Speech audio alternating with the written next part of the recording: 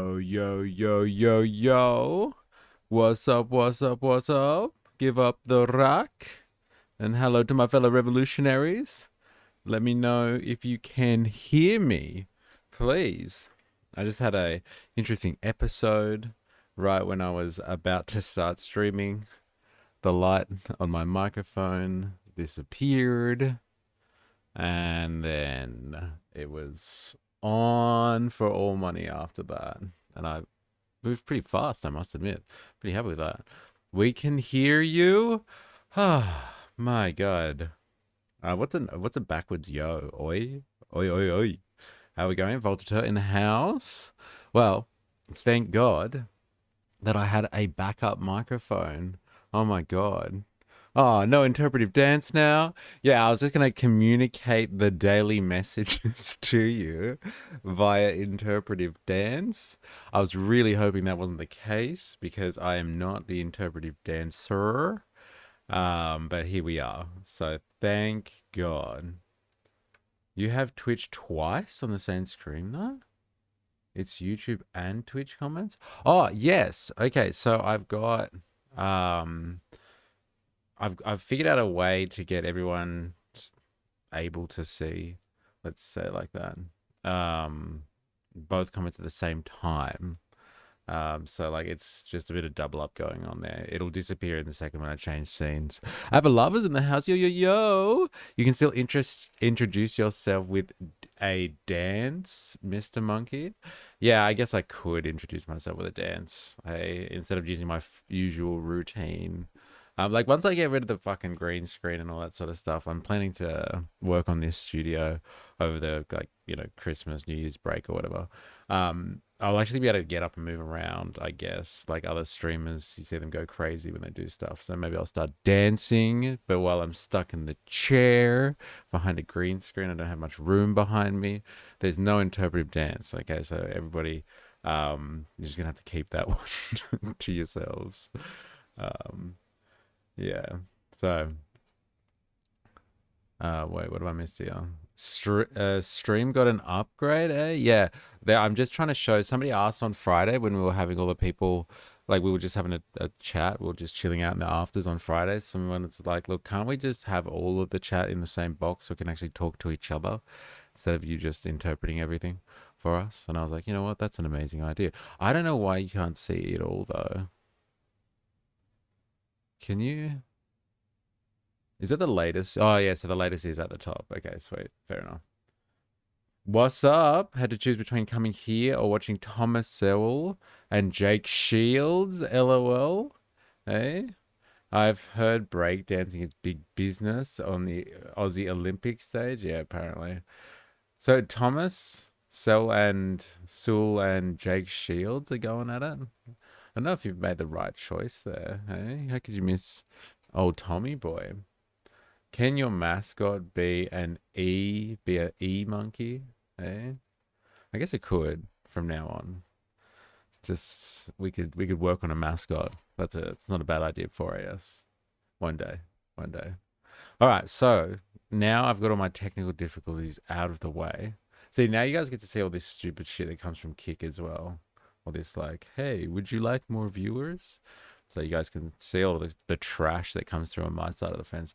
All right, so today we're going to be having a look at some interesting events that has happened kind of like, I don't know, over the last few days. Blink it and you miss stuff, but we'll cover it. Larp Jeff is in the house, cycled through the comments we're back at. Brothers, how we going, brother? It's good to have you. Yeah, we're cycling. We've got a lot of stuff to catch up over the last few days. And one of those things that has come out, and like I get a lot of information from our Discord. It's such a valuable source of information. So everybody that's actively, dropping propaganda in there, whatever it is, thank you very much. Because like I'll actually learn a lot about what is going on in the world through our Discord community. And like, there's some interesting stuff that goes on there. So this is one that's come up recently, and I thought, hey, I really wanted to watch the whole thing, hey, because I just love seeing Trump get an award. Who doesn't? But I was thinking, hey, let's do this together. Let's all watch Trump get an award. So Trump has got a Peace Prize. It finally happened. Trump tried to get the Nobel Peace Prize. A very kind of, I guess you would say, respected prize. It comes with great esteem. However, if you know anything, I guess, about imperial power and geopolitics, it would seem that it's just a big piece of global propaganda to get people ready for new regimes and new takeovers, especially what's happened recently. So the Americans are trying to destabilize Venezuela and the Maduro government. And so Trump was vying for the Nobel Peace Prize. He wanted it for himself, and he didn't end up getting it. But lo and behold, there is a woman named something is Machado. I want to say her name was Machado. Such a petty little bish, hey? Yeah, I want to say this lady's name was Machado, and she got the Nobel Peace Prize because she's kind of the opposition leader for Venezuela. And so America has tried to destabilize Venezuela recently. I think it was under the last Trump regime. Oh, sorry, the last Trump presidency, not regime. Ooh, what a slip that was. And yeah, they tried to put in someone else. I always pronounce his name wrong, but I think it was Guido. And like that was never going to fly. And now she stepped in, and then she got the Nobel Peace Prize for advocating for democracy and peace and all this sort of stuff. So, I have no idea what's going on there. But she got the Peace Prize, and Trump was really pissed off that he didn't get the Peace Prize because he really had his sights set on it because Obama got one, and he wants one now because he just wants to have everything. He never wants to be number two. And so someone's finally crafted one for him, and FIFA has yes, FIFA, that International Soccer Association. It's come up with a Peace Prize like 2 months ago and decided to award it to none other than Donald Trump. That's right, the peacemaker himself. Jesus did talk about Donald Trump when he mentioned the peacemakers, and this is what he was talking about, apparently. Mark, working class is anyone who gets up and goes to work for a living. In other words, the vast majority of people. This includes professionals. Okay, this is good. I hope you save that insight for later after we've gone through a couple of things, Mark, and you stick around because that's a really interesting take on it because it's not the usual take on things. And so people really divide up the working class along cultural grounds and identity politics grounds, disregarding the material reality of whether people have to subsist in this economy. So if you hang around, we're going to actually we're going to watch a piece that is by someone called Alice Chappelle, and she's pretty, vastly invested in the culture wars herself, although she probably wouldn't admit it. I would say she's progressive, and she's going to interpret for us what working class supposedly means today, and we're going to go through that, and I will critique it and all that sort of stuff. 4IS loves Alice, yeah, it does. So yeah, we're actually going to watch Alice again. Yeah, remember last time we went through her stuff, like why we need to defend woke and all that sort of stuff. Well, she's come back, and she's now taking aim at the working class. So we're going to have a look at that. The FIFA Peace Prize, like the real one, but made with Qatar money. Isn't that funny? Because, they literally only just produced this thing a couple of months ago. And we all know where Qatar sits on the scale of geopolitics, the spectrum of geopolitics, and who they align with this. A big piece of pathetic cringe. So sadness. Oh, man. You haven't even watched it yet. When do we watch it? Given the boats being blown up, one could argue Trump should have gotten the Nobel Peace Prize. I think many people would argue that, despite the fact that he is being, deliberately belligerent, is actually threatening war on people and popping people out of the Caribbean Sea. He's playing a video game, but whatever. Peace prizes aren't really about that. FIFA great track record on human rights. Yeah, well, obviously the type of people that you want issuing a peace prize the FIFA Peace Prize. Well said, mate. You explained my comment well. Look, I can't wait to get down to that stuff, Mark. But like, we're gonna catch up with some of these like funny events first. Ninja Nurse, ha ha ha ha ha, literally created an award so that someone who cannot be eligible to win can win. Literally the definition of a participation award. Oh my God, it is, isn't it? It's literally the definition of the participation award. Trump didn't get something, he got upset, and so his mate here was just like, I'll give you an award, Trumpy, and the whole world will be watching. Something millennials have been criticized for years. So good, man. That's fucking hilarious. As a former soldier, Keg's breath is a war criminal. That's interesting. I hope we're talking about the same person because that's a pretty funny way of saying his name. Jag. No, 4S2 Jag. In best French accent. We make our little video essays and we convince them with logic. That's Alice. So like we're gonna look at Alice and like look, she's trying her best, but I think without a good understanding of the material reality behind class, like what the fuck are you supposed to do with all of that? Now 4S has put something interesting in the stream chat just before we go over to our mate Trump and watch him get awarded something, which I'm sure you're all very excited about. 4S has just dropped here that breaking news, don't know if this happened for others, but I just received 20% write-off on my student loan thanks to ALP. Far out. That's mental. So, go over to Discord and you can catch all the latest goss. That's pretty crazy. But why, says Avalava? ALP promise from the last federal election to wipe people's help debt because of the cost of living crisis. Nice. Debt jubilee coming up next. That's the logical progression, isn't it? If they can just wipe out debt, government debt, just like that, like, what else could they do? What else could they do? The order he gave is used as an example of unlawful order in our army. So like you're talking about like the order that he gave, and then that admiral, I think it was an admiral, who was like, they popped the boat, and then there was like survivors. They struck it 4 times apparently. But yeah, there were survivors, and they were like clamoring to, I don't know, hang on to debris, I guess, and they shot them out of the water as well. Or you're talking about just generally the attacks on boats, Venezuelan boats. We've talked about this. Now, my speculation before was like this idea that between, I don't know, Venezuela and Florida, it's like 1,000 miles distance, and it's very unlikely that these boats are going to be taking drugs like directly from Venezuela to the US, and like they're probably going via other routes that are already existent. Like most of the drugs come through to America via Colombia and Mexico, so it's pretty crazy that they're just popping these boats in the Caribbean. Like they might be drug boats, they might be fishing boats, who the fuck knows? We'll never know, I guess, until there's a proper investigation done into it.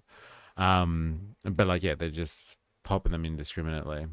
And there are international rules about that sort of stuff, but like, who cares about the rules-based order, eh? Cool. So when my 20% of my mortgage coming, since I'm the dummy who didn't go to uni and just foolishly contributed to the economy instead. Hey, that's assuming that people that go to uni and spend money there and put money through the system aren't contributing to the economy. Actually, a big pillar in the economy is higher education. So it just depends how you mean contributing to the economy, with your labor directly, as opposed to being a pay to play at university. It's an interesting distinction, right? Because apparently, yeah, higher education is such a massive component of the Australian economy. Billion-dollar sector, multi-billion-dollar sector. Just here to watch a trash fire. Hello, welcome to the stream. And yeah, look, let's do this. Let's tear the band-aid off, because Woozle is waiting so much on the edge of the chair to see Trump given this award. So let's have a look here. Hold your breath, ladies and gentlemen. This is real. Very first winner of the FIFA Peace Prize, the 45th and 47th President of the United States of America, Mr. Donald J. Trump, please.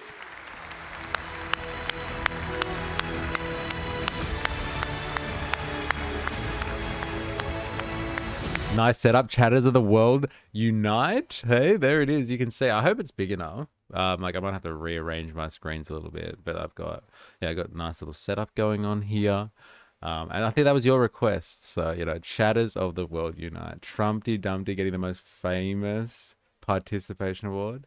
90 sure, make it my fault.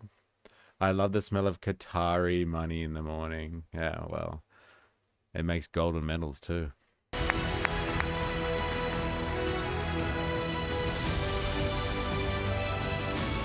you. Thank you, Mr. President. Mr. President, this is your prize. This is your Peace Prize. There is also a beautiful medal for you that you can wear everywhere you want to go. It's just for you, Trump. Right, okay. You can wear it everywhere. Fantastic. Excellent. And you will receive also, of course, a certificate which It tells you how fucking good you are, mate. I can't get it out of my head now. It really is a participation award, isn't it? It's just like, and here you go. Get a little certificate. Hey, say how wonderful you are. You feeling okay now, buddy? You want to say something? Out, and I would read it out with your permission. What are the reasons for you He put the medal this? on himself. It's so good. Let's watch that action replay. Can we do that? Can we watch the action? Yeah, there he is. They zoomed out. Okay, let me hold. Fantastic. Put it on himself. Excellent. So good.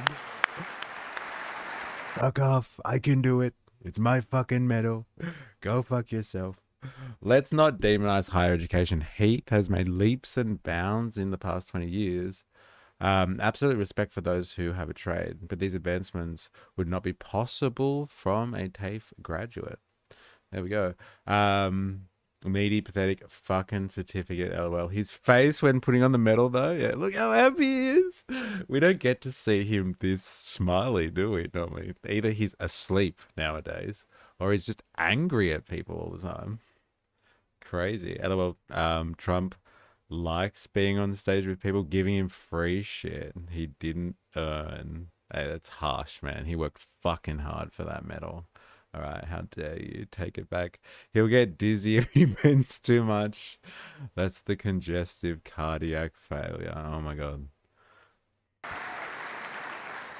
And you will receive also, of course, a certificate which reads out, and I would read it out with your permission, what are the reasons for you receiving this FIFA Peace Prize, Football Unites the World. Jag, are you taking notes? We're going to find out. Get your fucking pen out. We're about to find out why he's getting the award. So the FIFA Peace Prize is presented annually on behalf of the billions of football-loving people from around the world to a distinguished individual who exemplifies an unwavering commitment to advancing peace and unity throughout the world through their notable leadership and action. And therefore, FIFA, the Fédération Internationale de Football Association, awards the 2025 FIFA Peace Prize, Football Unites the World, to Donald J. Trump, President of the United States of America, in recognition of his exceptional and extraordinary actions to promote peace and unity around the world. Friday, December 5th, 2025. This is the certificate. It's yours. Before giving you the floor, Mr. President, if I may say two words. If I may. Like everyone here in the room, we see images of war all over the world. And like everyone, we suffer for every child. I love how pathetic this is. It's golden. It is golden. It is definitely that. I'm not knocking higher education. I just don't want to pay for somebody else's degree. Hey, he worked hard for that participation medal. He came last in the race for peace. Normal people get that kind of good feeling by petting their dog or listening to the birds. Trump needs what's that, palaver, and a prize to even remotely feel human. Interesting. I'm fine with it personally, just like with healthcare. But you're happy to go and see bulk billing doctor, right? I love how pathetic this is. I wonder if he polished Trump off backstage before he polished that shiny dome. He's always so awkward when someone else is talking. Yeah, unless it's Hillary Clinton, then he's fucking hilarious. He won't let her get away with anything. And like, look at him now. Yeah, what do I do? Put him behind a lectern. He's not looking comfortable there. Next week, Trump will do an executive order to change the name of football to soccer worldwide. There's only one type of football, American, and it's hot. It's so hot right now. It's hot. Child that dies, one of war all over the world. And like everyone, we suffer for every child that dies. We cry with every mother that loses someone she loves. And we want to see hope. We want to see unity. We want to see a future. And I was lucky, Mr. President, to witness a few years ago, the Abraham Accord signatures. A few months ago in Sharm el-Sheikh, the peace in the Middle East agreement regarding Gaza. And how's that fucking going? Huh? Because they've been striking them over the weekend. They've been actually striking. These are aerial strikes and drone strikes into Gaza. It's still happening, and the death toll is still rising. It was just a PR exercise. I had so much hope at the time. I was like, look, this is what everybody wanted. They wanted everyone to just stop them indiscriminately killing people in the Gaza Strip. I was like, what if this is just that? They'll put an actual hold on killing people indiscriminately. No. Now, all they do is they just don't talk about it. Like, look at this guy. He's literally talking about giving someone a peace prize. And he's like, I saw you. I was there when they signed the deal. And we got peace in the Middle East. Hello? Are you serious? Like, do you not listen to the news? Like, they still just killing people all the time. Fucking hell.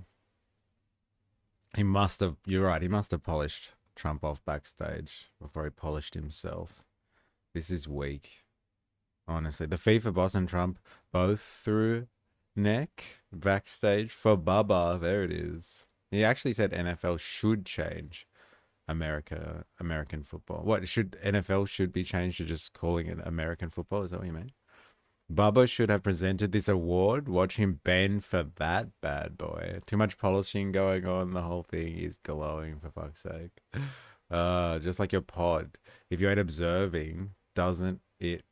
if you ain't observing, does it even happen? Hey, yeah, observing the incident changes the outcome. So they're just ignoring it. They're not choosing to look at it. So they don't have to observe the fact that there is actually no peace over there. Far out. Oh, he said football makes sense. Makes more sense, and Americans should change the name of their holy sport. Ooh, wonder how that one went down. Okay? That'll split MAGA. The world has become a global episode of The Apprentice. Trump is the main character and everyone else is an NPC. Trump is used to Bubba bending him like Beckham. Oh, there's football jokes in here as well. There's soccer jokes. Footnote, Bubba might also be a dog. Interesting. All right, let's do this. In Malaysia and Kuala Lumpur for the peace between Cambodia and Thailand. Yesterday here in Washington, the Washington Peace Agreement between Rwanda and the DRC. Well, this is what we want from a leader that cares about the people. We want to live in a safe world, in a safe environment. We want to unite. That's what we do here today. That's what we'll do at the World Cup, Mr. President. And you definitely deserve the first FIFA Peace Prize for your action for what you have obtained in your way, but you obtained it in an incredible way, and you can always count, Mr. President, on my support, on the support of the entire football community or soccer community to help you make peace and make the world prosper all over the world. Thank you very much, Mr. President. The floor is all yours. Thank you. Well, thank you very much. This is truly one of the great honors of my life. Not the birth of his children, not becoming president of the United States. One of the best up there, getting the fucking Peace Prize. There it is. There it is. If Trump is exactly what we want, he ain't no filthy trot. Are you filling in for someone in their absence there, Voltaire? Watch out. They're coming to get you later. Coming to get you. No, anything but him talking. No, come on, strap yourself in. It's coming. Ready? Are you ready? Ready? Look at that prize. It's so shiny too. Ooh, yeah. And beyond awards, Johnny and I were discussing this. We saved millions and millions of lives.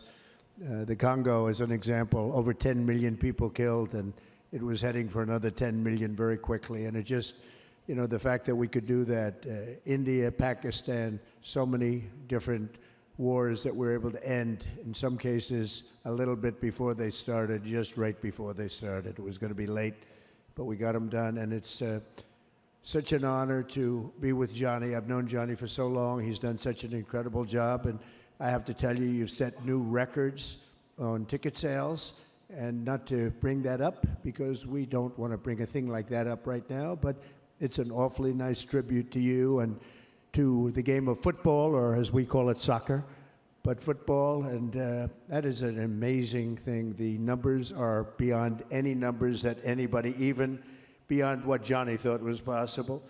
I want to thank, by the way, my family, my great First Lady, Melania. You're right here, and thank you very much.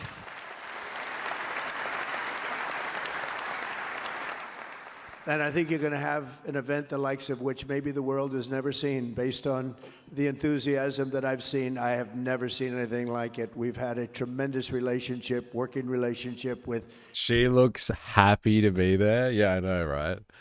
Well, like, she constantly looks kind of happy, right?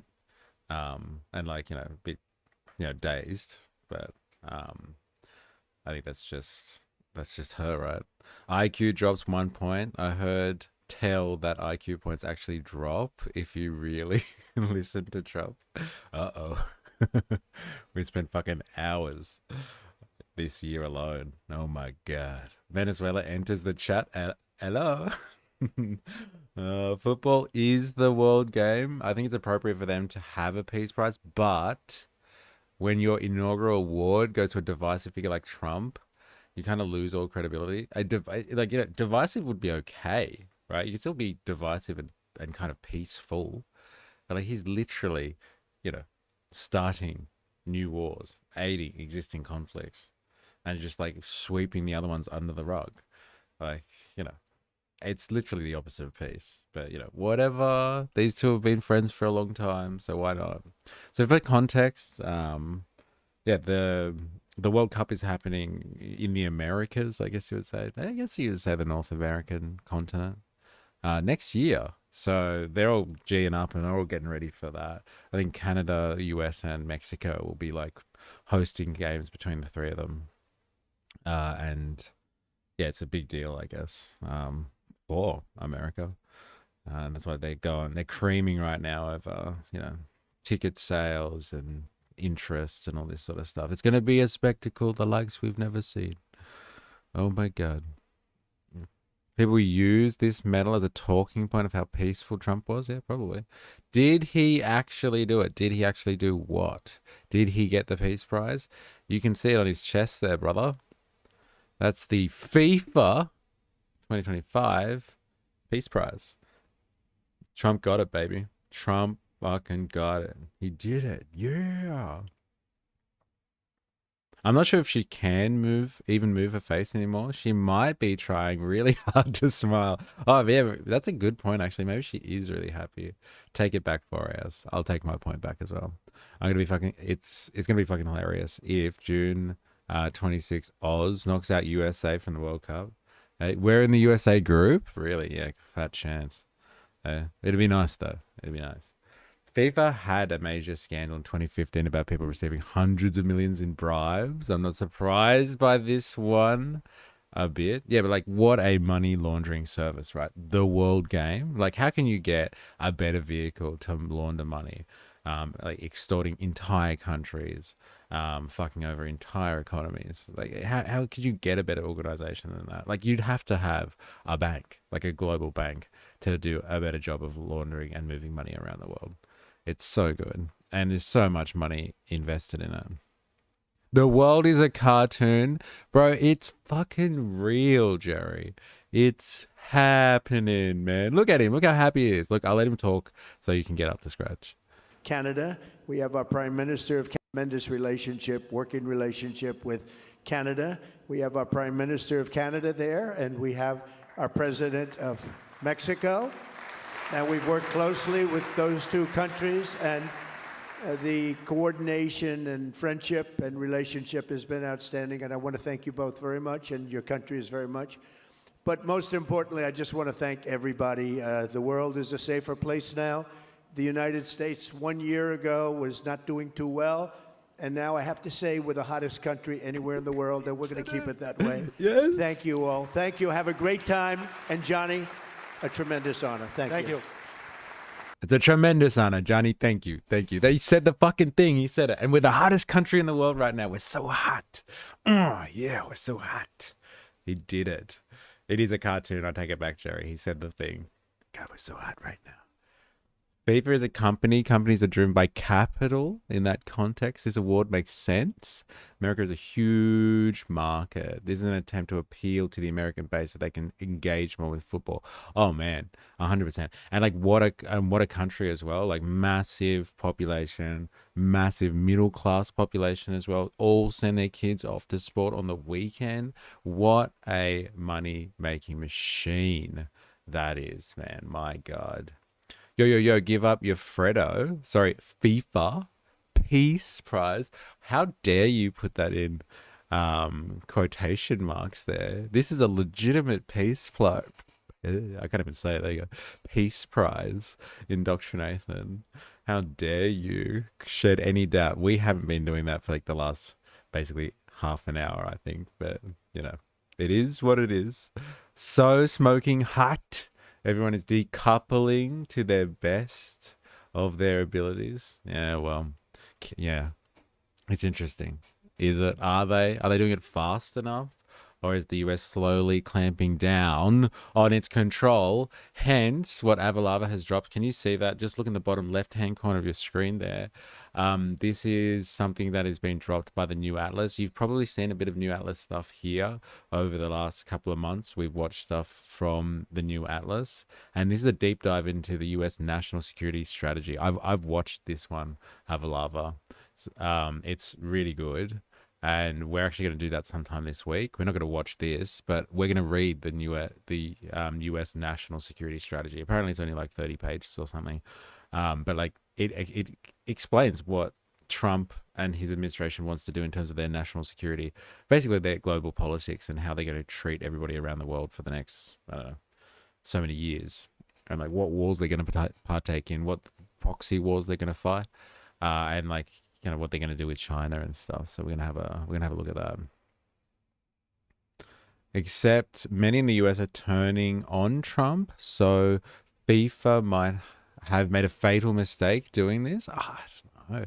Again, like as Ninja Nurse has said, like this is a company, and in this capitalistic system, you know, hey, Trump in the charge, fucking Biden, whoever's coming next, who cares? As long as the event goes ahead.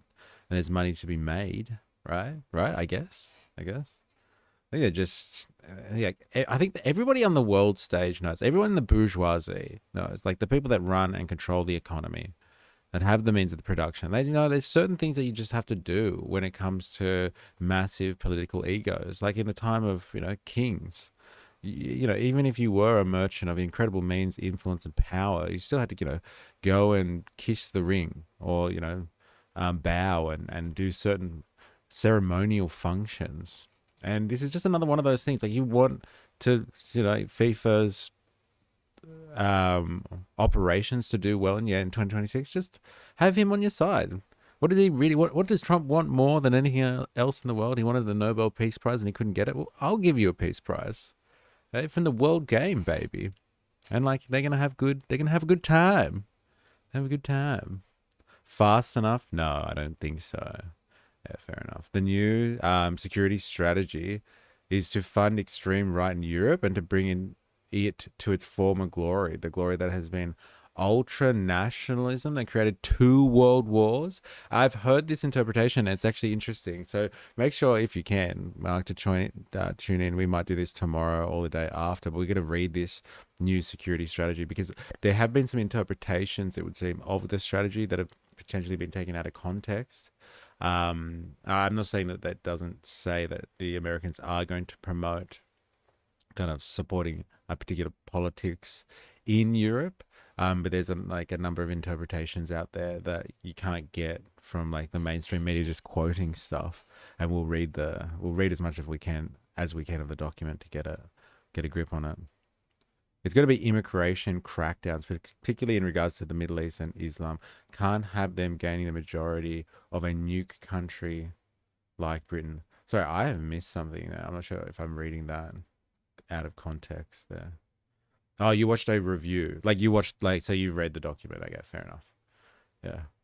All right, so we're going to jump over to one other thing now that's not really related to the topic of today, but I think it's really important to get a hold on this one, because like, this is what happens with the technology that they've been using,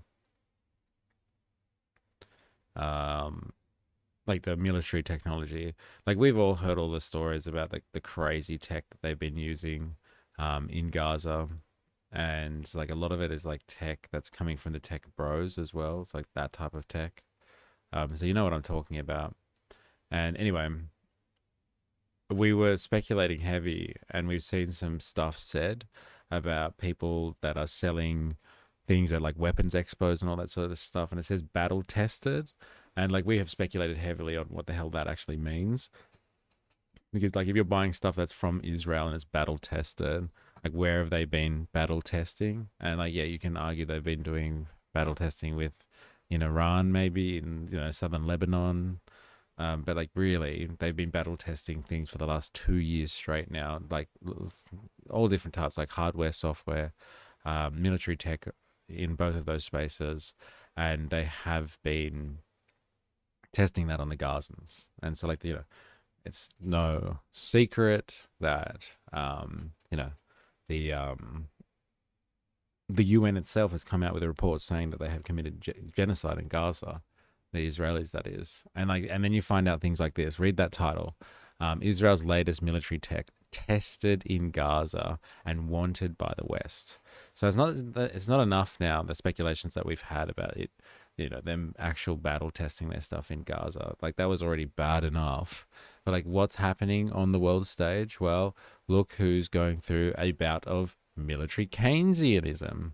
Well, it's the people of Europe. So military Keynesianism, if you're wondering, is this concept. So Keynes kind of changed 20th century economics forever, and change people's perception on what happens during a crisis and how to stimulate capitalism and bring capitalism back to life. And a lot of the stuff he said was like kind of geared around this idea of government spending needs to stimulate the economy where the private market won't do it. Then the private market will take over. And like, in times of crisis, like, it's the government's job to step in and manage things, like manage the economy so the market system can work properly, and it should control like monetary policy as well as like spending on projects to stimulate work and get things going. And so there's this idea called military Keynesianism. So if you're not aware, when Trump first came in to office, there was a lot of kind of talk and banter about the NATO allies. So NATO is the organization within Europe. It's a North Atlantic Treaty organization. and that was set up after World War II as a unification of, let's say, Western European forces that would defend themselves and and share that responsibility against the oncoming threat of communism. So the Soviet Union, which really was ready after World War II, after the destruction of World War II. You know, if the Russians had decided, and they were capable, if they had decided to basically take Western Europe, they could have pretty much done that. And so anyway, NATO was kind of set up, and it was just like, here's the line, don't cross it, and NATO has kind of been expanding ever since that. And like, NATO shouldn't exist because the Soviet Union doesn't exist anymore. Like, it's the Russian Federation now. It's not the Soviet Union. But for some reason, NATO still exists, and NATO has been expanding. And so Trump and the boys, Pete Hegseth, JD Vance, they were all like kind of just basically telling Europe that, look, we're not going to pay for your fucking defense anymore. We are going to, expect that you pay for your defense, which is basically along the lines of the US doesn't want to fork out more than the Europeans, who have kind of been happy up until now to let America fund some of the NATO operations, and then them take like kind of a back seat with that. But like, basically the US is saying, look, it's not working out in the Ukraine very well. Russia's actually handling that situation very well, and you guys are all going to have to start ramping it up a bit. And so we can keep NATO together, because the US wants to contain Russia, or it wants Russia and the Europeans kind of at odds with one another, let's say. And so the European economy is not doing well, if you haven't heard that news either. And so the European economy, in the modern age, without, burgeoning industry of its own, without getting in on the tech race as well, there's not a lot of promise in its economy outside of, things like tourism, and like the service economy and things like that. So they don't have a lot of industry. They've been kind of deindustrialized and like specialized for a long time. And so the idea is that if they just ramp up their spending on the military, like military industrial complex shit, then like that might save their economy, because they'll spend on that and that'll stimulate the economy somehow. So this is that military Keynesianism stuff that I had mentioned before. And so going back to this now, that was a really long way of getting there, but the military Keynesianism is, look, we are going to spend big now. They're going to change from, they were spending 2% of their GDP on NATO, so their defense, and now they're going to spend 5%. And these are all of these NATO countries, which very much align with the European Union countries as well. But they're all going to start spending 5% of their GDP. That's a big, big investment now in the military. And they want stuff that works, okay? Because they are, there is existential kind of threat when it comes to Europe and Russia. That's how it's being presented, that, Russia's on the warpath. And if it takes Ukraine, then, the whole of Western Europe is next. And so they are being told to ramp this stuff up. And like, in the face of what's happening in the Ukraine right now, they're like, well, we want shit that works, right?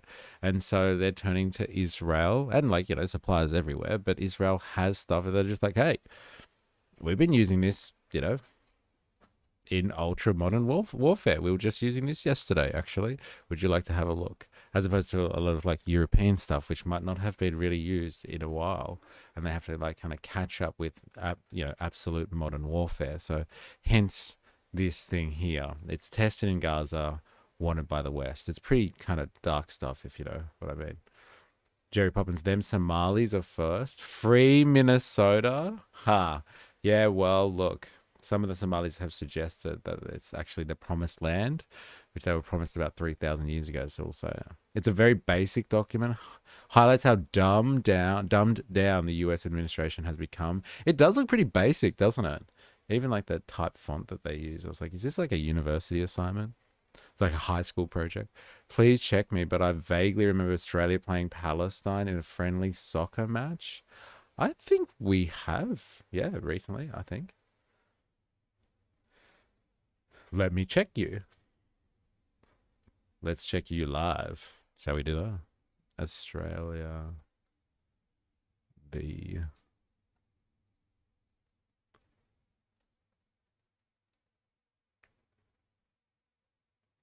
11th of June. Oh, that was the last one. Was in 2024 though. World Cup qualifier. There you go. But yeah, 2024. 11th of June 2024 was the last one. And then the women played in November 23.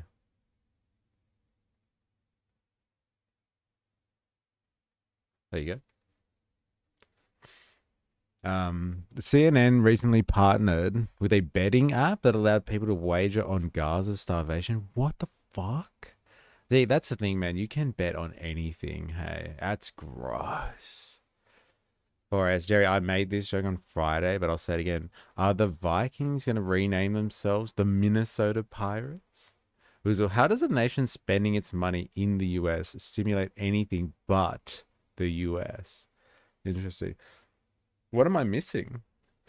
All I can see is the US using a bunch of cash cows. Yeah, pretty much. Like when you say nation, like what are you speaking about in relation to there? I'm assuming maybe not the NATO thing that we're just talking about. All right, let's have a read of this, just so you get some context. It's pretty scary stuff. Because we have been speculating on this a lot, and here we are, right?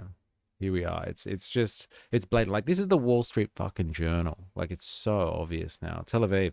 Israel is leveraging the war in Gaza to market its latest military technology. US and European buyers are lining up. Officials from countries including Germany, Norway, and the UK flocked to a conference sponsored by the Israeli Defense Ministry this week that showcased battlefield technology tested in the furnace of Israel's military campaigns, including Gaza, Lebanon, and Iran. European interest in advancements in military hardware comes amid a push by the continent to rearm in the face of Russian aggression. There it is, Russian aggression. Remember that. And despite concerns among some countries presented at the event over Israel's prosecution of the war in Gaza. Isn't that interesting? So at the same time, a lot of these Europeans are just like, it's awful. Like, why are they doing this? And then they're just like, with the other hand, they're just like, oh, right. Well, so what tech have you got? No way. Battle tested. All right. On a big screen in the crowded auditorium this week, 2 attack drones were shown flying into a building in the Palestinian enclave, sending smoke billowing along the Gaza coastline. You see the first one hitting the left side, and the second one goes into its own target. Ron Ghazali, CEO of U-Vision Air, an Israeli defense technology company, told the audience, "These are some of the clips that were approved to share." Ugh. Attendees included U.S. government representatives, executives from private industry and foreign investors, the merchants of death. Hey, that's what, if Wings of Cheese was here, we'd be having this conversation. A formal delegation came from India, while Uzbekistan, Singapore, and Canada sent officials. Norway, which pulled investments in Caterpillar over the use of the company's bulldozers in Gaza. You know what they were using those bulldozers for as well. It's not just fucking clearing the rubble. Sent a diplomatic official, organizers said. There you go. The Norwegian embassy in Israel didn't respond to a request for comment. I wonder why. Oh, man. Us, for example, Australia, we buy their tech and weaponry and subs. How is that making the Aussie economy better? Seems to be an outflow of money, not a stimulation. Right. Yes. Okay. So that's the funny thing, though. Like, this is what people have said on this stream as well, like in the chat, about how GDP actually is calculated and how wrong it is, because spending is akin to some type of stimulation in the economy. Even if that money is spent somewhere else, it seems to be captured. And it might not actually mean anything, because our productive capacity isn't being used here, which actually creates value and is the basis for economic stimulation. It might actually happen here, it might happen somewhere else, and we're just printing the money to send it to someone else. It's a good point. It's a really good point. And for the most part in Europe, until they actually do reindustrialize parts of their economy to be able to produce weapons, and hardware and software for military purposes, then they are just going to be buying stuff, which suits the Americans fine because they're going to be sending all of their stuff over to the Europeans, and like they're going to have to source it from Israel. They have to source it from probably from China too. China's a massive supplier for all this type of stuff. Trump bullying people up to defense spending is like a gunman threatening you, then trying to sell you a gun so you don't get threatened again. It's interesting. I don't know, trap, isn't it? Hey, you're worried about being bullied here. Buy this gun so nobody bullies you anymore. But like, does that include you too, right? I guess. Ninja Nurse, do you want to tell him where most of the medical breakthroughs in wound and burn treatments come from, or should I? Oh, whoa. I think maybe you should tell us. I have a bad feeling about this, Indoctrinathan. A bad feeling. We are boosting our missile building, which I am happy about, but no way near where we should be. But like when you say like we are boosting, like you're talking about increasing our industrial capacity and then just stockpiling this stuff, or we're sending it onto the world market. Gaza, bruh, has been that way for decades. Yeah, I had a feeling you were gonna say that. I had a feeling. Also, how much of that money is just going straight into the pockets of the owners of that capital, not using it to invest back in the hordes? But to hoard for themselves? Yeah, of course. Yeah. The owners of the means of production get it all. But like that counts because like at least there's money moving around in the economy, right? So there's circulation going on, and that means the economy's doing well, right? Right? We need to do something. Yeah, don't invest in, increasing infrastructure spending and bringing on value to the land itself in the form of what Marx would call kind of like fixed capital. Don't do that. Just bring in stuff that can move, that can circulate, like bombs, and you can go and blow up some Russian, I don't know, strategic points somewhere, and then you can buy some more missiles, and then that money circulation will look like economic activity, but it just means nothing. It's like our school shootings just being ads for the NRA. Yeah, it's such a weird form of mental gymnastics, isn't it? It's crazy. It's just like, see, there's been another school shooting. Go better buy a gun so you can defend kids if they ever need it. You don't want to be the guy that didn't defend kids, do you? And you could have, but you didn't. You pussy. It's your fault there's school shootings. It's such a weird and warped version of like pressuring people to do stuff. Bruh, is the Nazis and all we know.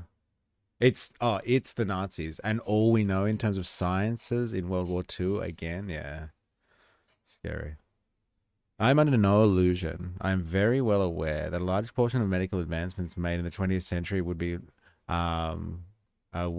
to conflicts that occurred. Doesn't necessarily mean that we need conflict to further advance medical tech. For instance, blood pressure medication was not in response to conflict. Okay? Had to make it one of those lists and do like a tally system. Be like, God, I hope it's not mostly from conflict, right? Probably more the West Bank now, but it's the place where most experimental treatments have been administered. A lot of victims of bombs with wounds that need specialized treatment. Good Nazis. Our domestic missile production, but really we should have our own supply first. We have oil fields in SA, but only one refinery in Oz, and only a few weeks worth of reserve fuel. Yeah, I think the refinery's in Brisbane, I want to say.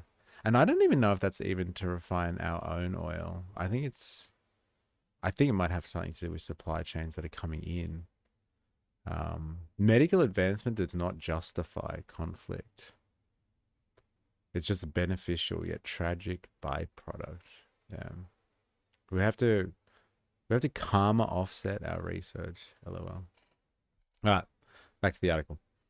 The wake-up call for Europe.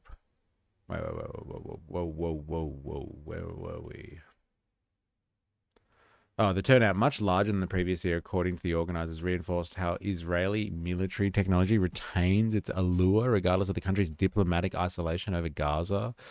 Fucking capitalism keeps capitalisming, even when, like, you know, you don't have very good reputation on the world stage. It's okay. Don't worry about it. We'll still buy your stuff.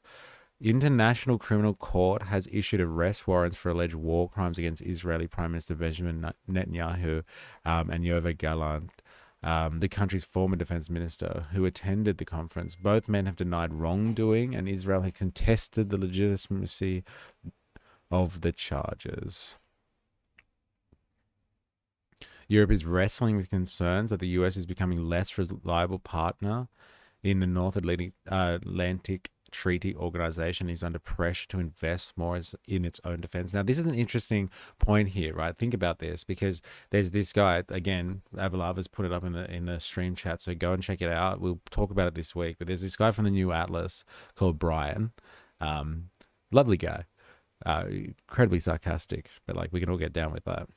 His idea, right, is, you know how there's this feeling that the US is pulling out of NATO and like Europe better, you gotta figure yourself out kind of thing. That's just propaganda to scare the Europeans into accepting this. Like, Europeans for the most part are just like, no, we don't want to fight Russia kind of thing. We don't want to fight in any wars or anything like that. We think we can find diplomatic solutions to things.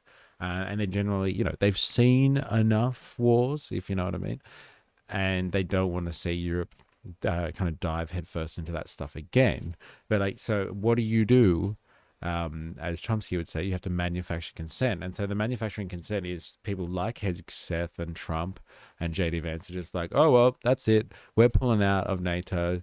You guys are on your own. And they do see like kind of the stuff that's happening in the Ukraine with Russia, and they understand that they're not prepared. And so the story is being peddled that, hey, America could pull out of NATO any time, so we're going to have to defend ourselves against the evil Russian aggressor.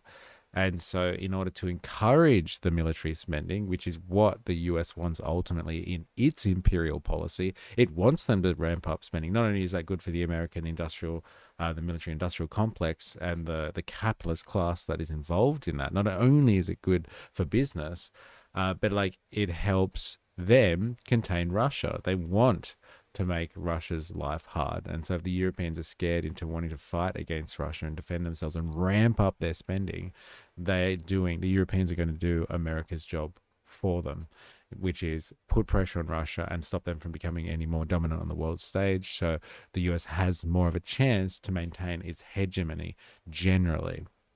And so like the fear that the US is going to pull out is the thing that is helping manufacture consent. The US is not going to pull out of NATO. They have no intention of pulling out of NATO at all. They want NATO to exist. They need NATO to exist. And so like this, the threat of doing it is the thing that like all the Europeans are like, oh, fuck, maybe we should spend 5% of our GDP. Ooh, you know, maybe we should go to war and fight the Russians kind of thing. And then they'll get sucked into another American proxy war. It's crazy stuff, man. Nazis never went away. They just changed clothes, improved their tech, and built AI corporations. I think 4IS likes that one. They laid low in South Africa, and their offering continued the tradition. Yeah, there's a couple of big tech bros, or a few big tech bros that come from South Africa. 100% 4IS. The Pratts are normalizing it. The wake-up call for Europe came with Vice President JD Vance's speech at the Munich Security Conference in February, which chastised the continent's governments for what he called censorship and the isolation of populist parties, signaling a changed transatlantic environment, said Sebastian von Ribbentrop, managing partner of the Join Capital, a European-based venture capital company who attended the conference. Now, with Russia flying drones over NATO members in Europe, people at the conference said some countries feel they are running out of time. See, there's that sense of urgency. The Russians are coming. The Russians are coming. Must spend big. Must spend big. And offer your own people up as the collateral damage. It's very interesting. The threat is closer, he said. There is a sense of urgency here. Fucking word for word. There it is. Many European state-imposed arms embargoes on Israeli companies during the war, fully or partially limiting military imports and exports in opposition to the humanitarian cost of the conflict, which has killed more than 70,000 in Gaza, according to Palestinian health authorities, which is ridiculously under, what's the word, reported. We've seen and we've read in this stream a very particular article that detailed that the death toll in Gaza is likely 10 times what they officially tell you, because of all of the collateral damage that they don't take into account, or they can't take into account properly, but is usual in this type of conflict based on the historical precedent of this type of conflict happening around the world. And so they have good ways of estimating this stuff based on the data that they've seen come out of other conflicts like this. And it's 10 times. And we watched that clip with the Yavi saying like he triggered some lefty about Israel. And she was like, no, there's been like 600,000 people killed. And he was like, what? Where did you get that from? What the fuck? And it's just like, well, it's legitimate. It's definitely legitimate. In September, the UK blocked an Israeli Defense Ministry delegation from attending an arms trade fair. A UK government spokesperson said that British embassy officials attended the conference, as they routinely do around the world, to engage counterparts and advance UK interests.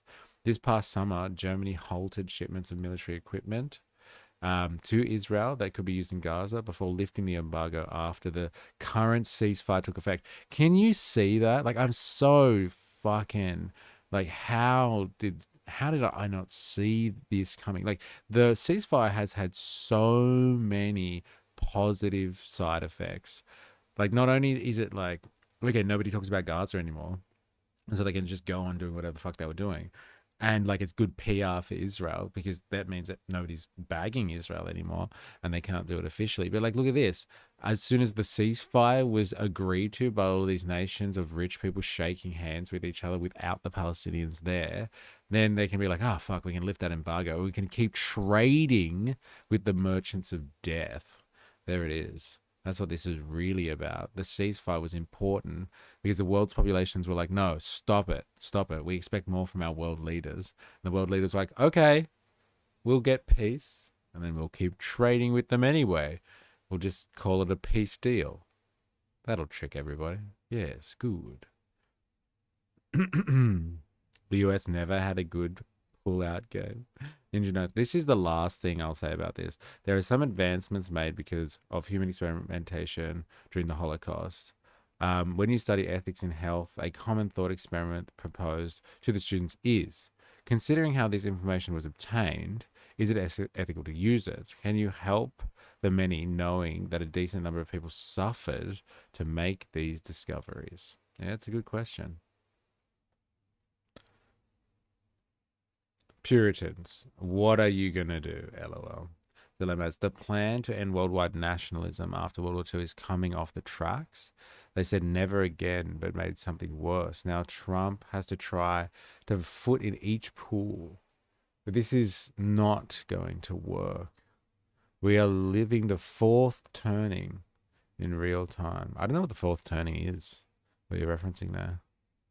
Ninja Nurse, well, it's a good philosophical question. Is knowledge inherently moral within itself? In my opinion, it isn't. You can't control where it came from, but you can control what it's used for. Yeah. I'd love to keep going with these discussions. Are important, but I got to go to work. Bye, guys. Have a good stream. Good luck in your service. Good luck. Germany, a staunch supporter of Israel, with a $580 billion military spending plan over the next decade. $580 billion. That's pretty crazy, isn't it?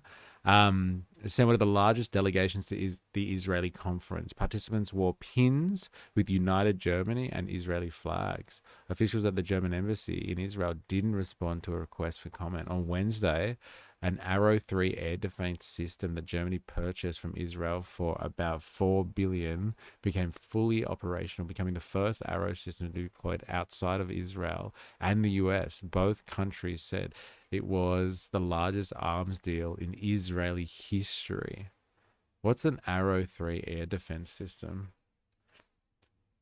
Anyone want to guess at what that is? Oh man, look at that shit.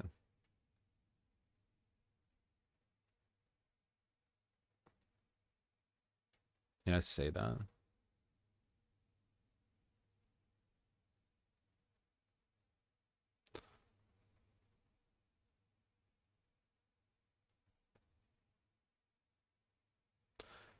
Or HETS 3 is an exo-atmospheric anti-ballistic missile jointly funded, developed, and produced by Israel and the United States, undertaken by the Israel Aerospace Industries and Boeing.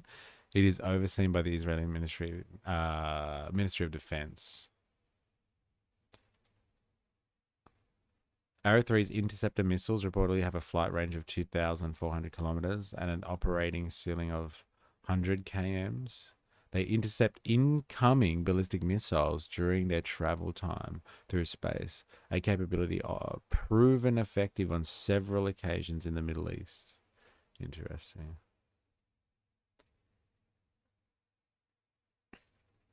Where's my Twitch friends? Sweet new message screen.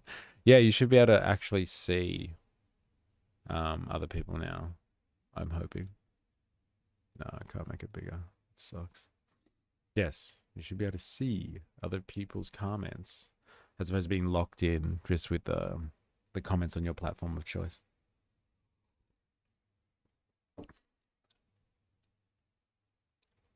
Okay, Israeli arms export broke. They broke in 2024 after the outbreak of war in Gaza, reaching 14.8 billion, despite calls to boycott Israeli weapons. Europe was the biggest buyer of Israeli defense technology last year, accounting for 54% of exports, compared with 35% in 2023, according to the data from the Israel's defense ministry. That's pretty crazy, man. This is where it's at. Like, is this where the world goes in this stage of capitalism? Like, we don't have to produce shit anymore. Eh? You know, leave that to some country in the global south. They'll produce clothes and shit. And like the farmers will take care of like food, right?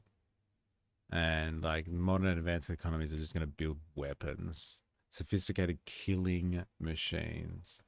And that's where all of our input's going to go now. And we step closer and closer to the world that was predicted by fucking, what's the series? The Terminator series. We're just developing war machines and we're developing AI. That's where we spend our productive capacity now. Ah, the human race. They never learn. Does Israel have a industrial economy that produces its military hardware?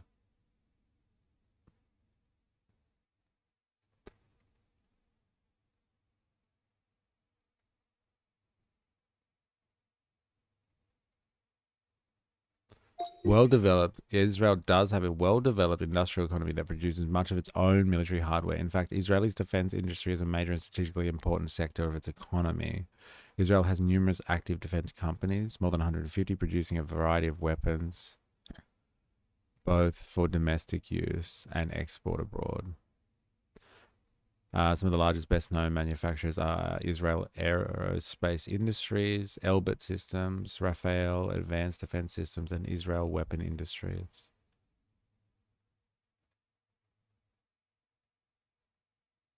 Yeah, crazy.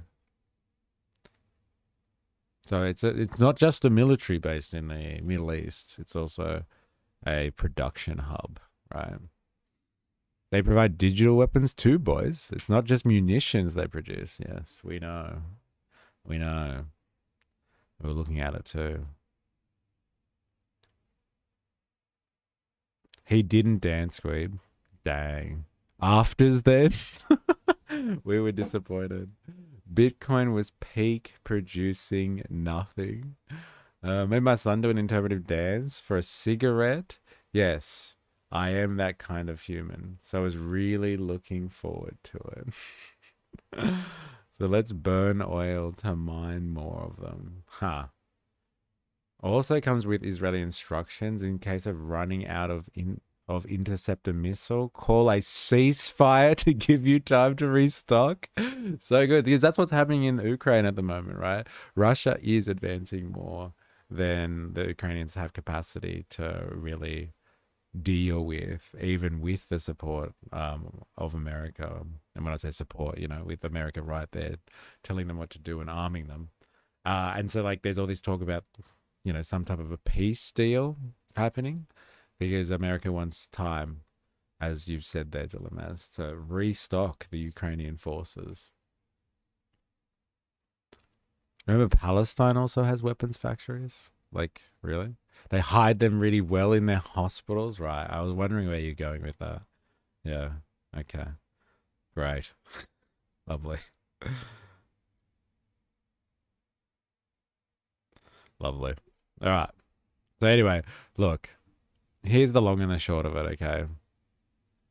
Europe condemns in usual European liberal fashion, right? The identity politics are hard on this one. The culture wars are hard on this one.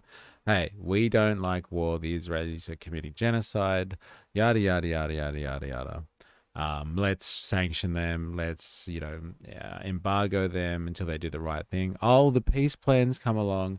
Hey, let's start buying weapons again. And lo and behold, it's just at a time when the economy's failing and we need to spend big on military spending, and all of a sudden now we've got a reason to spend big on the military, and so they are spending big on the military. It just all coincidentally happens. It just works, right? And so fuck our stance before on supporting Israel and its death machine, despite the fact that they are still killing indiscriminately in the Middle East. Let's just forget all of that sort of stuff because there's peace now in the Middle East, and we can start buying their stuff again because we need to defend ourselves because we're being told the Americans might pull out, and our populations are getting a bit nervous about what that might mean, and so we can justify spending because we can't do anything about the economy because it's fucked anyway.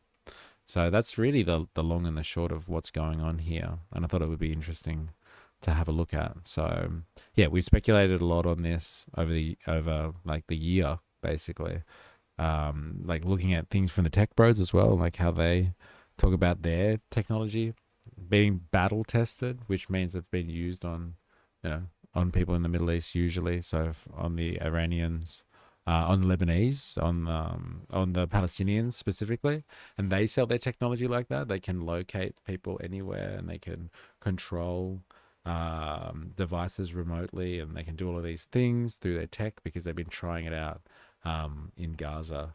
And so we've been speculating on how all this works, and they're literally doing it now. They're literally just it's open. It's not behind closed doors anymore. The Europeans are saying they want stuff that's tested in the fight against Russia. And so who's going to give it to them? Who better than Israel, right? Masking RPGs as cameras. Yeah, I remember hearing about that. That was pretty scary, wasn't it? That camera is definitely they're pointing a gun at us. It's not a camera, it's a weapon. They produce projectiles to throw, bricks from destroyed buildings, for example. Remember we saw that footage of those the IDF soldiers in that person's living room, and they woke them up at 3 o'clock in the morning, and that kid was there and like, hey, have you been throwing rocks at our trucks, kind of thing? And the kid was just like, oh. And they tore them out of their bed at 3 o'clock in the morning, and they're like, stop throwing rocks at us. And they're like pointing, well, not pointing, but they are like massively armed soldiers standing over this like 10-year-old kid, frightening the hell out of them because they were throwing rocks at cars and stuff. Every Israeli bomb just makes more bricks and stones. It's endless. And talk about production capacity. How's that?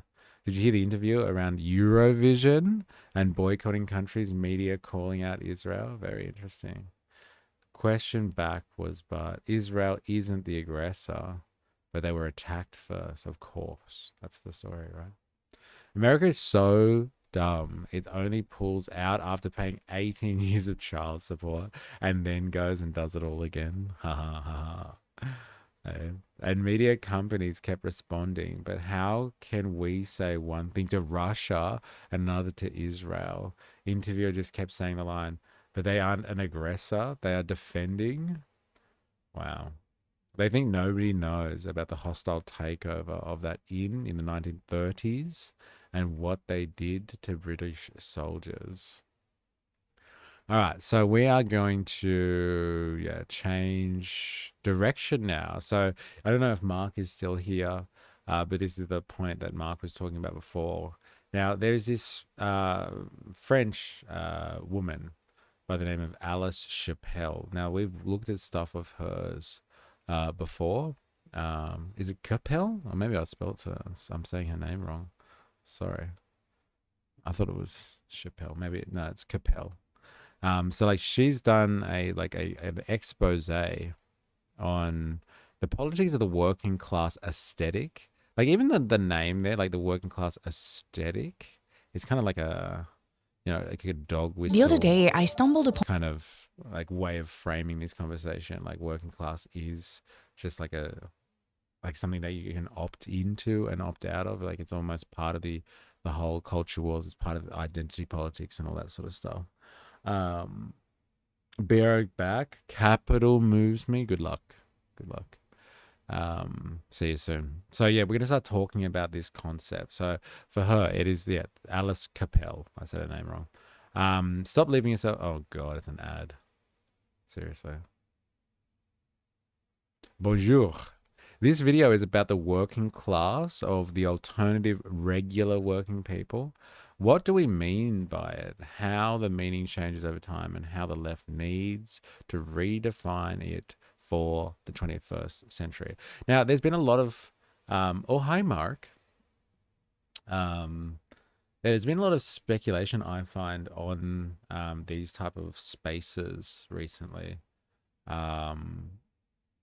Sorry, this part of I guess social media, which is like the hardcore leftists or progressives or people that describe themselves as being left, trying to grapple with this idea of the working class, because what has happened is, so the right wing have claimed, particularly, is they now represent the working class, and there's kind of been like this great divergent event that has happened recently in American politics, but like kind of global Western politics, I guess you would say, where the left has gone off on this progressive trajectory, which is detached from reality and chases ideological pursuits and social justice movements, but has forgotten its base almost in the working class.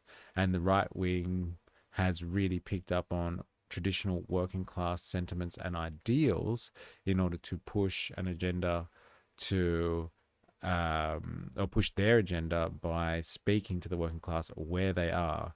And that has given them a lot of momentum, and that has allowed them to produce some of the results that you've seen around the world, where people are moving more and more to kind of right-wing parties, or right-wing parties are becoming more of a political force, where you would have just had traditional conservative parties that might have represented right-wing thinking. You have more hard right. I don't know how else to explain that. Like more right than just economic conservative policy, like socially conservative policy. You see a rise in that because they're speaking to working class people, and they've captured the demographic that is working class issues, the class struggle, basically. And the left have been doing a lot of soul searching, especially since the advent of Trump 2.0, to try and figure out, what the fuck happened? Why does the right own this? Like, look at the MAGA movement. It seems to be a working class movement for the most part. It's not really founded in economic policy as such. However, the aesthetic, as she calls it, is quite working class. So it appeals to people who are workers, people who working families, people that kind of work on their subsistence. Really, they earn money as opposed to having money and having that work for you. They work for it. And so, like, there's been this aesthetic that has been picked up by right wing, and it is appealing to the working people of the world, and the right wing are owning that. So there's been a lot of soul searching on the left, especially, like I said, since Trump's second term, and people are like, have we lost the working class on the left? What is the working class? What does this all mean? And so people like her, like, kind of championing this conversation at the moment about, should we even bother? Like, do we even care? Kind of thing about this, class-based politics, this class reductionist nonsense. Anyway, we need to, actually double down on this idea that we are just, fighting the good fight. And like anyone that kind of says that, like, not working on progressive issues or progressive identity politics issues, anyone who says that these things are a waste of time, they just don't understand how the world works. They don't understand the real problems out there. It's not that we've lost touch with the working class. They're just appealing to the lowest common denominator, and if that associates with the working class, then so be it. I never wanted to be part of that aesthetic anyway. And so this type of conversation that comes out, I'm not saying that's exactly what she says, but there is a broad kind of zeitgeist in, like, progressive influencers or thinkers, whatever you call these types of people. There's kind of a broad understanding out there that, like, they don't want to get down and dirty with what the right have done by appealing to working class people, because they feel like, whatever they've been doing is justified, and they're going to potentially double down on that. So what does it even mean when people say that the left needs to focus on the working class anyway? Who is the working class? What does that really mean? And so you can see these progressive types, these liberals, I guess you would say, like, and I mean liberal in the American sense, not anyone else's sense of the term, but like, you see these liberals struggling with trying to figure out, like, is it worth actually, should we care about the working class? What does the working class mean? Like, what's going on here? Do we actually need to appeal to the working class to actually to affect politics? Can we just continue with like the issues that we think are important?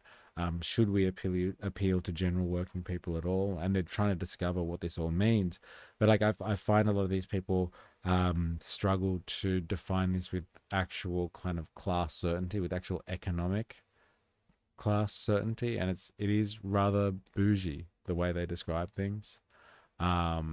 And like, even the ones that claim to be Marxists, I feel they get it wrong. So we're actually going to spend a bit of time this week trying to figure out, we're going to do like a kind of a working class week and figure out what the working class is by analyzing perspectives of people like this, like kind of liberals who have decided that they're going to start potentially speaking to the working class after, like, not really thinking that they need much consideration. They can be talked to and told what is necessary in a policy framework. They can be spoken to as opposed to being integrated into their movements, into their political philosophy.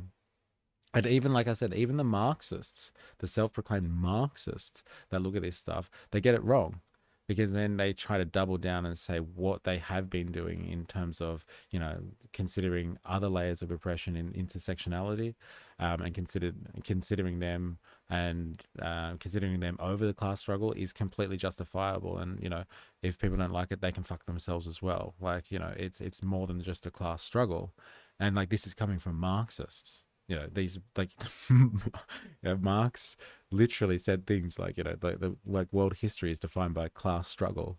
And like, these people, these Marxists, so-called Marxists, will say things like, the class struggle is not the most important thing, and it's like, it's not really necessary to focus on that in light of like other levels of oppression that exist. And there definitely are multiple ways of oppressions. Humans have been, oppressing each other for longer than capitalism has been around. But the question is, do we like these levels of oppression with capitalism on top of them and putting pressure on them, a very unique style of pressure on them? And the question is, well, no, we know what capitalism does, and like, it's not good to keep it going. And like, do you want to spend all your time on fighting multiple fronts on multiple forms of oppression, or do you want to focus on working class issues? And so, like, these liberal types and these so-called Marxists out there that, like, think they understand what the working class is, I would argue that they have a cultural understanding of the working class. They have an identity-driven understanding of the working class, and it's kind of smacking them in the face at the moment. They've had an existential crisis, and they're really trying to find out what the fucking working class is again in this world. And like they're searching for the answers. They're out there again. I'm not saying that they're not acting within any integrity or anything like that. They're honestly soul searching, but without a good basis for what they're searching for. It's just kind of shots in the dark for the most part. Now, I've only watched like 5 or 10 minutes of this to actually, like, just to check it, to make sure it's like a decent piece of content. But like, we'll see what her conclusions are, and we'll see what they are together. So we will find out. I didn't leave the left. The left left me. Well, it's a bit of a vibe of that. Like, these people are really struggling with this. It's like, did we detach ourselves from the working class kind of thing? Like, do our values not align with the working class? No, they must just all be, conservatives now. They're all just right-wing douchebags. It's not us.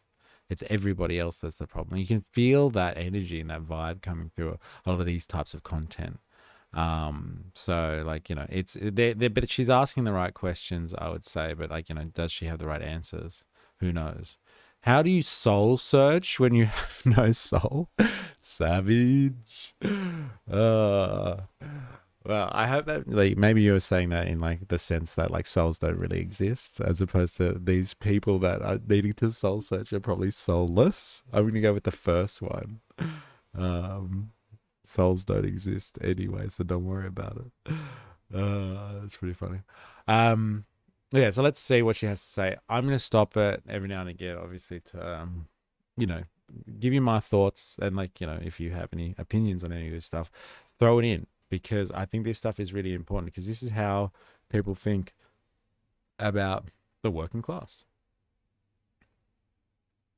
The other day, I stumbled upon a video which seemed pretty usual for my feed, but after watching it a couple of times, it suddenly revealed to me what I think is the most pressing problem the left faces right now, and I had to make a video about it. So here's the real video that I saw. Actually, I'm not gonna show you the whole thing right now. We'll go step by step, keep a little bit of suspense. The creator is Jessica Burbank, interviewing Democrats at the Crooked Con, a political conference run by Crooked Media, the company behind political podcasts like Pod Save America. I'm interested in just the first 10 seconds of this clip with Jen Coston, who can be described as progressive libertarian. She wants to limit government power and is concerned about social justice and civil rights. The first thing we notice in this video is the text at the top, asking people at Crooked Con the big question. The big question is, what can the Democratic Party can do to win back regular working people? Two things here, the Dems, Democrats, and you know what, for the sake of the analysis, we'll expand that to the left, whether it's in the US, the UK, Europe, etc. Then we have win back. That implies there was a loss. Here we're referring to voters who have moved from left to right in recent decades. This has been a big narrative circulating in the media,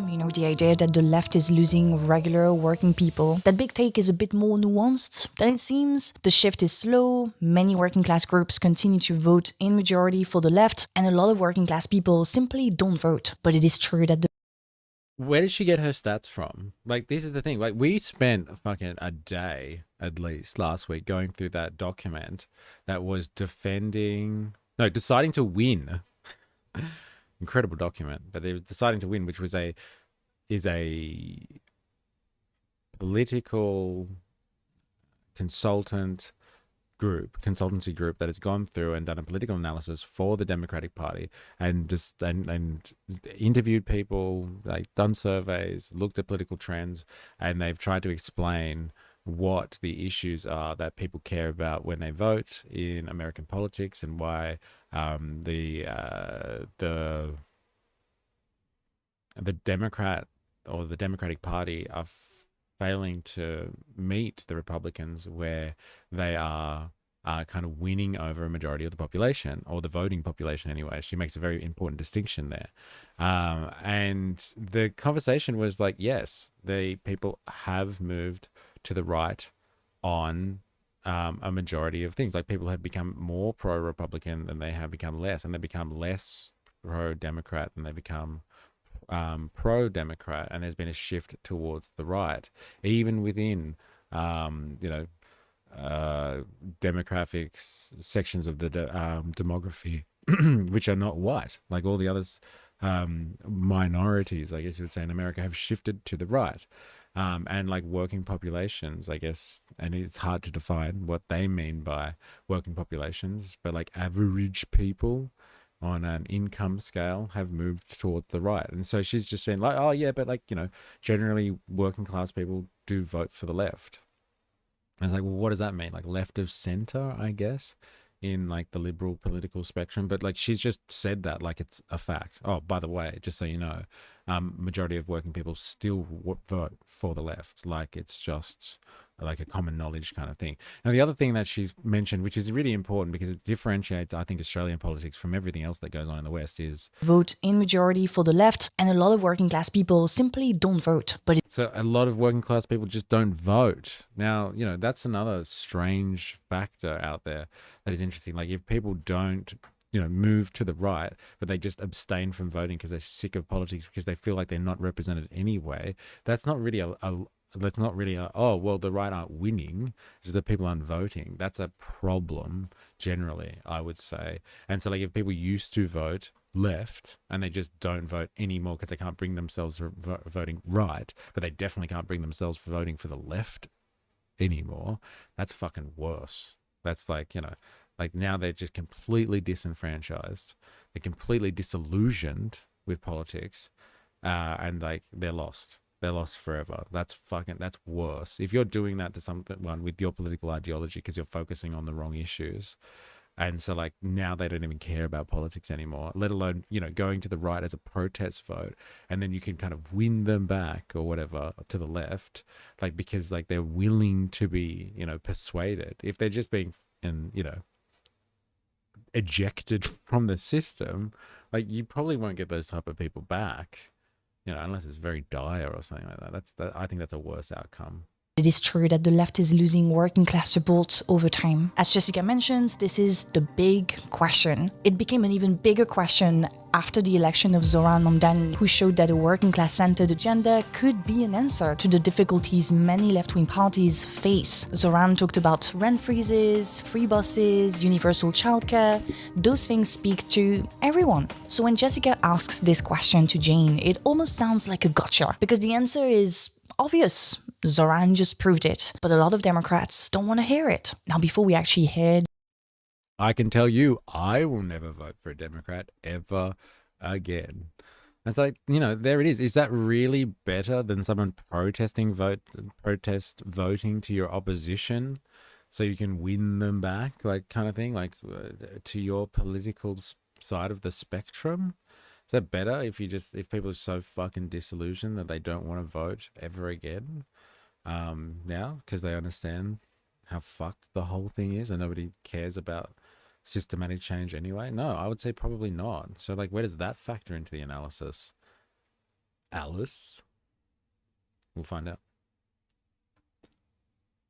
Jane Costen's answer, I want to Democrats don't want to hear it. Now, before we actually hear, asks this question to Jane, it almost sounds like a gotcha, because the answer is obvious. Zoran just proved it, but a lot of Democrats don't want to hear it. Now, before we actually... So what is she arguing? Like, honestly, what is she arguing here? She just said, like, all these people have just seen Zoran Mamdani win on working people's issues, like, making rent more affordable, giving free childcare, helping out with public transportation costs and efficiency. And she's like, people don't want to hear it, but like it worked. And she's like, here's the winning formula. And she's like, yes, but is that really the thing? Like, what is your argument here? She just said, this is the formula. This is the formula. He's proven that it's worked. People do care about cost of living issues at the moment. That is the stage we are at. But like, is she now going to argue against the screamingly obvious point that she's just made? I just don't know. Who knew actually committing to human rights would be popular? Like, come on, Alice. Yeah, like fundamental human rights, right? Like UN chartered human rights. It's crazy. But like, where is she going with this? Because she's kind of just been like, it seems like a gotcha moment, but it's not really, and it works. So where are you going with this then? Here, Jane Costen's answer, I want to draw your attention to the choice of word here. Regular working people. What can the Democratic Party can do to win back regular working people? I've seen this expression being used alternatively with working class people, and I'm always curious to know what the people saying it actually mean. And before I do that, I want to clarify where I'm speaking from. I'm speaking from the perspective of someone who has grown up in a rural area around mostly working class and low middle class individuals who vote in majority for the far right. We were, for a lot of us, the first generation to go to university. I know a lot of people assume that I have rich parents because I speak more than one languages or all the things. I don't. My mother was a nurse, my dad was an employee in a local manufacturing business.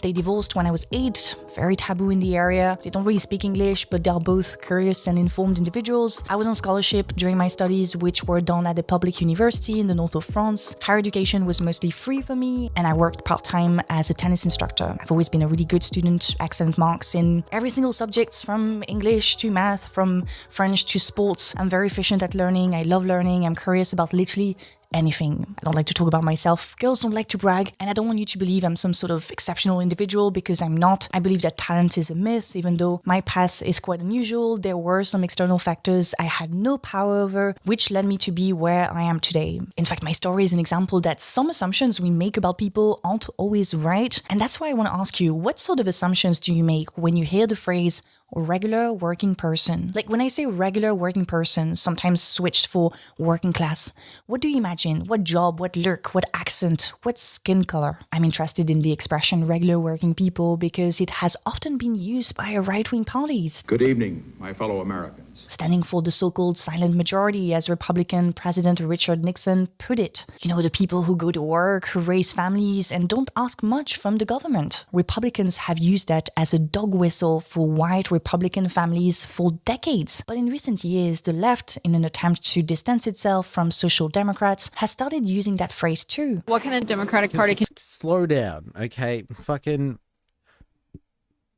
Richard Nixon didn't come up with the idea of regular working people, okay? And like, the silent majority was a dog whistle, but it was a dog whistle to try and kind of convince a section of the working class to kind of demonize and attack another section of the working class. It was for people to stand up, like, basically, white middle America kind of families that like aren't overly represented in the conversation, the sexy culture war conversation, who feel left out on the political stage, to be like, yeah, he's talking about me kind of thing, and like to go against some of those more edgy liberal things that were happening in his time. He was living through a very tumultuous period, leading through a very tumultuous period, with the rise of the new left, which is kind of the products like these type of liberal types that we're listening to today. He was living through the rise of the new left, and kind of the idea of the silent majority was a dog whistle against the new left. Now, this idea, though, that like Nixon kind of was the person that helped the right create this dog whistled effect on the use of the working class, and like owning that terminology, might be true in the grand theory of the oscillation of political theory by Jerry Poppins, where like things move back and forth along a spectrum. But like, for the longest time, the idea of working class rhetoric was owned by people on the left, which is like, in the real context of things, is like the left really was, up until more recently, was just this idea of working class movement, anti-capitalist struggle. So like fighting against the capitalist classes. That's what being working class was this idea that you sell yourself for a wage, which is akin to something like wage slavery. It's a form of slavery where you sell your life, or the better part of your productive life, so somebody else can use that value and you can get some money in exchange for it, so you can subsist in this society. But like, for the longest time, the working class rhetoric was only owned by working class people that were fighting against capital, or for struggling against capital anyway to get a better existence in the system. They might not have been revolutionary and wanting to change the system, but they definitely wanted a better cut. They wanted a better seat at the table. They wanted a bigger piece of the pie. And so that was the working class rhetoric for the longest time. Talking about the silent majority was not a call to the working class exclusively. It was a call to a very specific democratic section of the of America, like very specific component of the demographic, which was America, that were just not being listened to in the cultural wars of the 60s and the 70s. That's all. Like they didn't have real voice in the culture wars of the 60s and 70s. And so like he gave them a voice and he said, I'm speaking to you, the guys that have been forgotten about, kind of thing, you know, middle America. I'm on your side and I'm listening to you. So that might have been a call to the working class, but it's a very, very specific section of the working class, and it was to pin parts of the working class against other parts, not to appeal to all of the working class. Now, the right-wing rhetoric today that, you know, appeals to the working class kind of thing is largely trying to appeal to a broad swathe of the working class. Like that is the case with the MAGA movement. Like the MAGA movement does take all sorts. If you are, you know, American and you were born here, and like it doesn't matter what your skin color is, there are a lot of MAGA people that are included in MAGA movements that are, you know, Black, Hispanic, Asian, like whatever other minorities there are in America, but they're Americans, and so like they're part of the working class and they're accepted into the right wing working class movement. Saying that the ideas about working class, if that's what she's insinuating, that like weaponizing the working class as a demographic started in the 60s or something like that, is fucking wrong. Working people have been weaponizing the idea of working class since they figured out that they were working class, and that was like 250 years ago. So like, I don't know, man, this is a bit of a stretch here. Her accent is weird. She's French, but it sounds more Dutch. Yeah, it's an interesting way of pronunciation. I think she's from the north there. So like I think that does change the accent a bit. Did she say talent is a myth? Yeah, she did. She thinks that talent is a myth. That's good. That's like a meritocracy thing. Like I think, you know, most conservatives should get down with that. Like, it's about working hard, pulling yourself up by your bootstraps, not relying on your talents, right? That takes all of the sovereignty out of the idea of self-determination. I only voted because I had to till the last election. That was the only one that I actually paid any attention.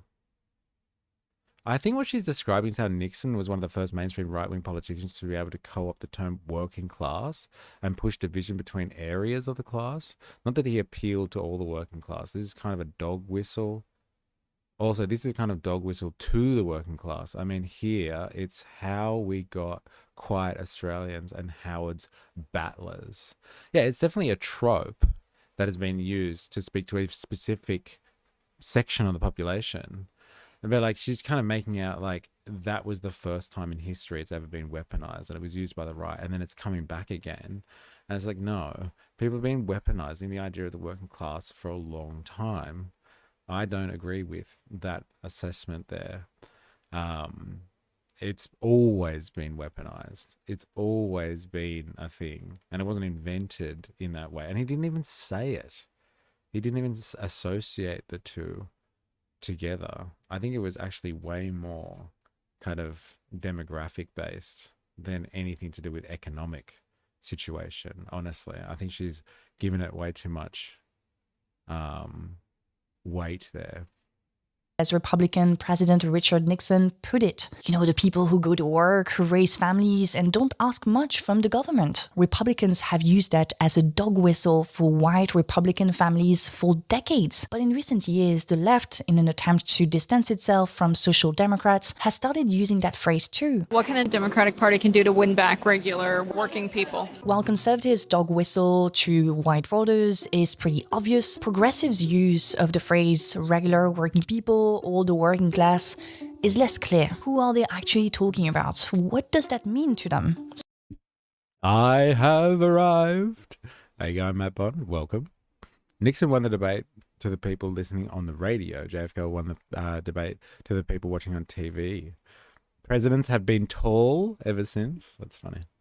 So I did my research, I watched and read a lot of interviews of progressives, articles, speeches, and realized that no one knows what working class means anymore. Back in the days, things were so simple. You had the owning class and the working class. But today, things don't seem as sharply defined as they used to. And this isn't just unfortunate, it's also worrying. It's not as well. Like, I know that this is a piece of content that she's got 20 minutes to try and get these ideas out, but like, it isn't that simple. 200 years ago, it wasn't just like everybody was either working in a factory or everyone was bourgeoisie. We actually had different variations of that we don't have today. Like, there were peasants 200 years ago. They were still living almost in feudal-like relations. We don't have peasants anymore. That's not a thing in the West. Like, you don't go to the West and have in, Australia or America or in France, you don't have a peasantry anymore. Peasantry used to be people that were tied to the land and owned their own, that were formally tied to the land and then had their own means of production and used to reproduce their own existences. They were outside of capitalism. They might have had some social connection to the system, somewhat owed an obligation to the communities or something like that, or to the nation state. But for the most part, they were self-sufficient. They were almost outside of capitalistic society. There were also large swathes of people that were petty bourgeois as well. There were people that work for themselves, as Marxists would describe anyway. People that were aspiring to be bourgeois. So they were in business, and their sufficiency related to the market economy. They didn't trade themselves. They were not wage laborers who exchanged their money, their labor power for money in order to survive in the system. So the problem I'm finding here is with her analysis is it's not historically based. And so when she was talking about, the working class and how Nixon kind of started something off and to appeal to, white Republican families, that's what he was kind of speaking to. She's right in that part of the assessment, where he was appealing to white Republican families, not the working class or the white working class generally. It was just Republican prone white families. So that is more a kind of a culture war issue in the American context than like some type of, appeal to the broader working class, if you know what I mean. And so her sweeping kind of like, she's going to start saying now like, oh, it's really hard to tell what the working class is. But like 200 years ago, it was pretty much just like everybody was a factory worker or everybody was, wearing a top hat. And like you could easily tell. But like, it's not like that anymore. It's much more diverse. And it wasn't that black and white. I think that's important to acknowledge. This has been difficult to understand from the beginning, what working class really means. It's really difficult in a society like a capitalistic one because the division of labor is so intense. It's so incredibly intense. I bet you everybody watching this right now has a different job. Not one person in this stream right now would have the same job as somebody else. Now, that's not, like a conclusive study, but it's a good test and a case study on how diverse the division of labor is in a complex society. We live in a very complex, advanced industrial society. And so, it's really hard to tell that, when someone is working class and when they isn't, especially with all the cultural wars bullshit that we have. It is difficult to say, well, who do you align with? And what interests are you worried about? It is difficult to say that, but it was difficult historically as well. It was never black and white. The fact that something so significant to the identity of the left loses its meaning is concerning. If we say that working classes need to be put at the center of left-wing political movements, we should at least agree on what we mean by it. Now, this is precisely what this video is about. We're gonna have 3 parts in this one. First, class as culture. Second, class as practice. And finally, what class means in the 21st century. My name's Alice. Welcome back to my channel. Today, I'm gonna talk about the working class. Part 1. Class is a culture. Okay guys, I just need to tell you about our sponsor today. We all know that social media... Yeah, time for the sponsor. Could we just take a moment to acknowledge the usual sponsor call that we do here, which is something ground news. Fuck ground news. I think that's the general thing that people find acceptable in this stream, to say fuck ground news every now and again. All right, I think she's back. Video. Before we go back to the reel, we need to establish some foundations. So let's start with a pragmatic example that we'll reuse throughout the video. Imagine we have on the one hand, They may not be the same thing, but in America, white families is the biggest overlapping circle of the working class. If we were to draw up a Venn diagram, they're the massive component. Absolutely. But like, he wasn't actually appealing to the working class by saying that. He was appealing to a segment of society that has a very, particular outlook. And it is a dog whistle, but it's not a dog whistle. I don't think it's a dog whistle for work, aspiring to fight for working class interests. It was, a dog whistle for something else that was, created a good 100 years before that. It was the same type of dog whistle they were using when they started stirring up tensions about what socialists and communists were doing by helping, fund black liberation movements to integrate former slaves into white society, or to Southern American society. It was the same type of commentary that they were using back then. Like, speaking about the silent majority, that's really what he was talking about. That's the words he actually used.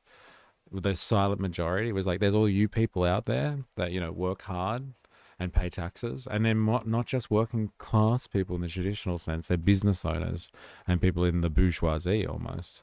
And they're like, hey, they're taking your money and they're just going to give it to black people. So it was really stirring up racial tensions as opposed to working class tensions.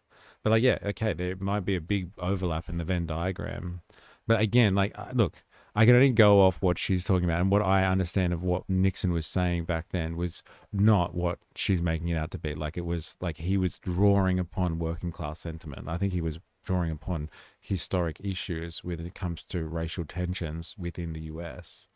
And I think it's beholden to her to point out the difference, as opposed to using that as evidence that people have been weaponizing the working class. I think they've been weaponizing other things. And if she's saying that's where the weaponization of the working class started as well, I don't think she's giving it a fair assessment there. Also, fuck ground news. Ground news, fuck ground news. Formally copulate ground news in its face. So good. Misery is brought to you by working class jerk circles. Oh my god. That could be another part of the merchandise as well.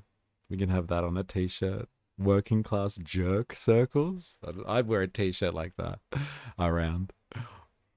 Brought to you by working class jerk circles. and the son of a factory worker who, after a few years, Right, here we go. She's going to give you a hypothetical let's here. start with a pragmatic example that we'll reuse throughout the video. Imagine we have on the one hand the son of a factory worker who, after a few years working as a plumber, starts a plumbing business. The business is doing well and he reaches a point where he can hire interns and then proper employees who are paid by his company. That's plumber boss number one. Let's call him Danny. Now, I can make that happen. What size? How many? I don't know if that's a joke or not, but fair enough. different situation. This time, a freshly trained plumber inherited the plumbing company from his father and now has people working for him. This is plumber boss number two. Let's call him Rory. These two stories start very differently. One person comes from a working class background, the other was already middle or even upper class. But these stories end the same way. Legit? Interesting. Are you on Discord? I think you are. I'll message you on the side. That's pretty funny. I should start wearing that shirt in a stream, man. I'll message you. Danny and Rory are the bosses and they have people working for them. So my question to you is very simple. Would you say these people are of different social classes? Now, if you view class as a culture, an identity, you'll probably answer yes. plumber boss number 1, Danny, carries with him his working class identity despite the fact that he's a business owner. In that sense, class isn't just about money, it's also about how people live. What feels normal, what feels embarrassing, what hobbies they pick up, even how they speak. From that angle, you can see why someone like David Beckham, even with all his money, is still viewed by a lot of people as sort of working class. The idea of class as more than just an economic or work status was influenced by sociologist Pierre Bourdieu, who came up with the idea of the habitus. The habitus. French people get angry at me when I say habitus. But anyway, the habitus connects the job a person does to certain tastes. Us workers don't jerk off in a circle. We do it in a line because it's a hierarchy. No, it's a circle. It's not a hierarchy. How dare you? Everybody's in it together. And how do you jerk in a line anyway? How do you circle jerk in a line? Jerk circle. Oh my God. I can't believe that's become a thing as well. Thank you, Fox News. Thank you. Styles and activities. Vice versa, certain activities, tastes, and styles can be associated with a specific social class. So if you tell me a person is a soccer player, a fan of Drake, and smokes single-use vapes, my assumption is that he would be a young, working class, low-middle class man. Now if you tell me golf player, Ralph Lauren jumper, lives in Hampstead Heath, I would probably say upper class, middle-aged man. That's kind of what we mean by habitus. Now if you've been following me for a while, you know that I'm really interested in Bourdieu's work. Bourdieu is one of those thinkers whose ideas have really penetrated culture. We recognize the influence of the habitus in things like starter packs, for example, the tech bro, the hipster. One person ends up ripped off in a line joke and one gets a free ride. Well, I guess that is hierarchy then, isn't it? Right there. Right there. All right. Back to it. Recognize the influence of the habitus in things like starter packs, for example, the tech bro, the hipster, the attractive old guy. Apparently that's a thing. We have a natural inclination towards putting people in boxes and making assumptions about them. And let's be honest, Bourdieu's concept of the habitus is just perfect for that. Stop calling yourself a people watcher. You are a sociologist. So yeah, all those elements, taste, lurks, hobbies can help us figure out one's social class. Actually, that's why when Victoria Beckham explained to us in that Netflix docuseries that she comes from a working class background, David didn't intervene to ask her what job her parents were doing. No, he asks what car did her dad drive. We're very working class. Be honest. I am being What honest. car did your dad drive you to school in? My dad. Well, His voice is fucking annoying. I've never heard Dave Beckham speak before, but I'm disappointed. I'm disappointed. What car was it? alright, it's not a simple answer What because car did you get your dad to drive It you to school depends. in? No. okay, What in the car? 80s What? my dad had a Rolls Royce. Thank you. You'd think, what's the point of asking this? She's talking about a social class or her parents' economic status. What does a car have to do with it? Well, the car can be a signifier of one's social class. You can't be working class and drive a Rolls Royce. That's why Victoria didn't want No, man. Have you been to Bankstown recently? A lot of working class looking people around, but they somehow have their hands on Mercedes-Benz and BMWs. I think, mass consumer society, it is difficult. It is difficult to just make the assumption on how nice the car is. Because now they want to get these cars to as many people as possible on credit. So, like before, it was probably a really good way of telling, I would say. Especially in the 80s. But like now, very, very difficult. It's like line dancing, a lot of boots and cowboy hat as well. answer that question. She knew the implication of her answer. So actually, none of our characters so far are working class. David, Danny, Victoria, Rory. However, some characters are seen as more legitimate to reclaim that working class identity because they carry it with them in the form of taste, possessions, memories, so a bunch of cultural artifacts that are characteristic of a working class existence. Now, the lesson we can learn for this video is that when we say working class, we have to agree what we mean by it.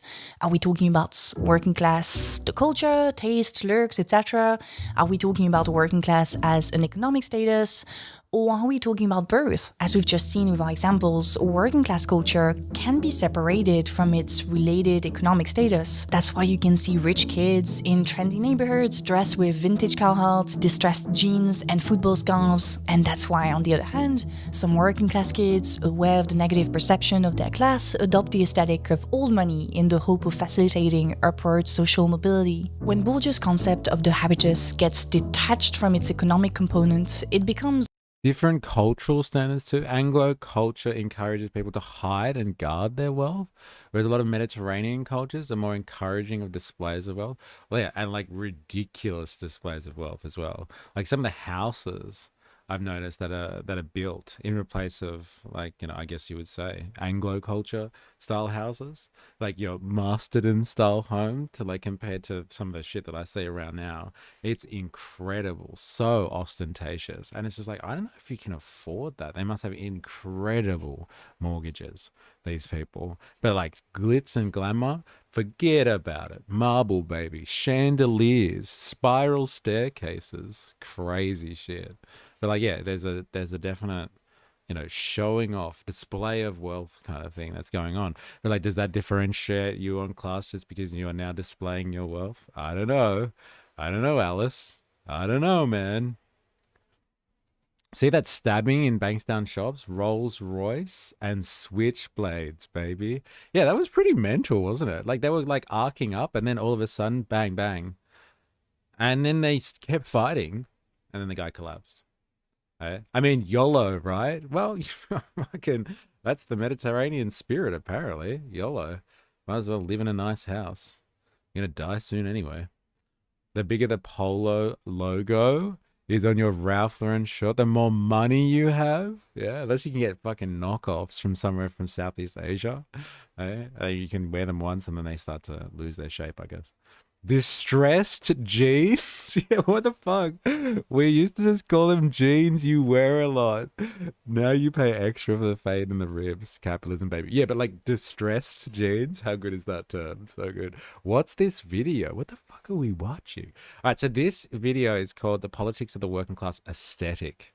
So like, I think like what the real argument here is like, what the hell is the working class anyway? Because she started off saying, you know, the left has this complex because it feels like it's lost the working class to the right. And she was like, that's never happened. You know, the left still owns the working class. So calm the fuck down. Which is interesting concept, debatable. I'm not sure what she was basing that on. But like, she's analyzing what is the working class anyway. If I give you two people, and they both have similar circumstances, but their origin story is different, are they both working class? You tell me, like, kind of thing. So that's what we're going through. Her name is Alice Capel.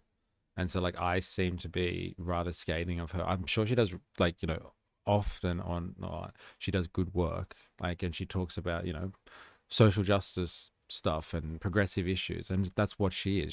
She's a progressive. And so, you know, like liberal in the American sense, she's progressive. And so she probably does good analysis from a progressive perspective, but like, she's delving into class. And so like, you know, she's delving into class issues and she's defining with the tools that she has as a progressive, I would say. And so I'm just critically analyzing some of the stuff she's talking about. Distressed sounds like unhoused instead of saying homeless. Yeah, I know, it's just a nicer way of saying things, so like it doesn't trigger any type of emotional response in people, and makes them feel like they should do something about it. Interesting. Distressed. Distressed jeans. Show me my distressed jeans, please. It's just a culture and just gets detached from its economic component. It becomes just a culture and aesthetic ready to be appropriated. The examples I've given aren't really harmful. I guess we should let them bourgeois kids enjoy for a few years the sort of cheap biz that gave working class people cancer. But when you scale this appropriation of the working class aesthetic... The cheap beers that give working class people cancer? Is that what she said? See, like, she made a direct class-based assumption there that rich kids should enjoy the same beers, I think she said. So there is an idea of working class. If you can afford a certain beer, then you must be working class.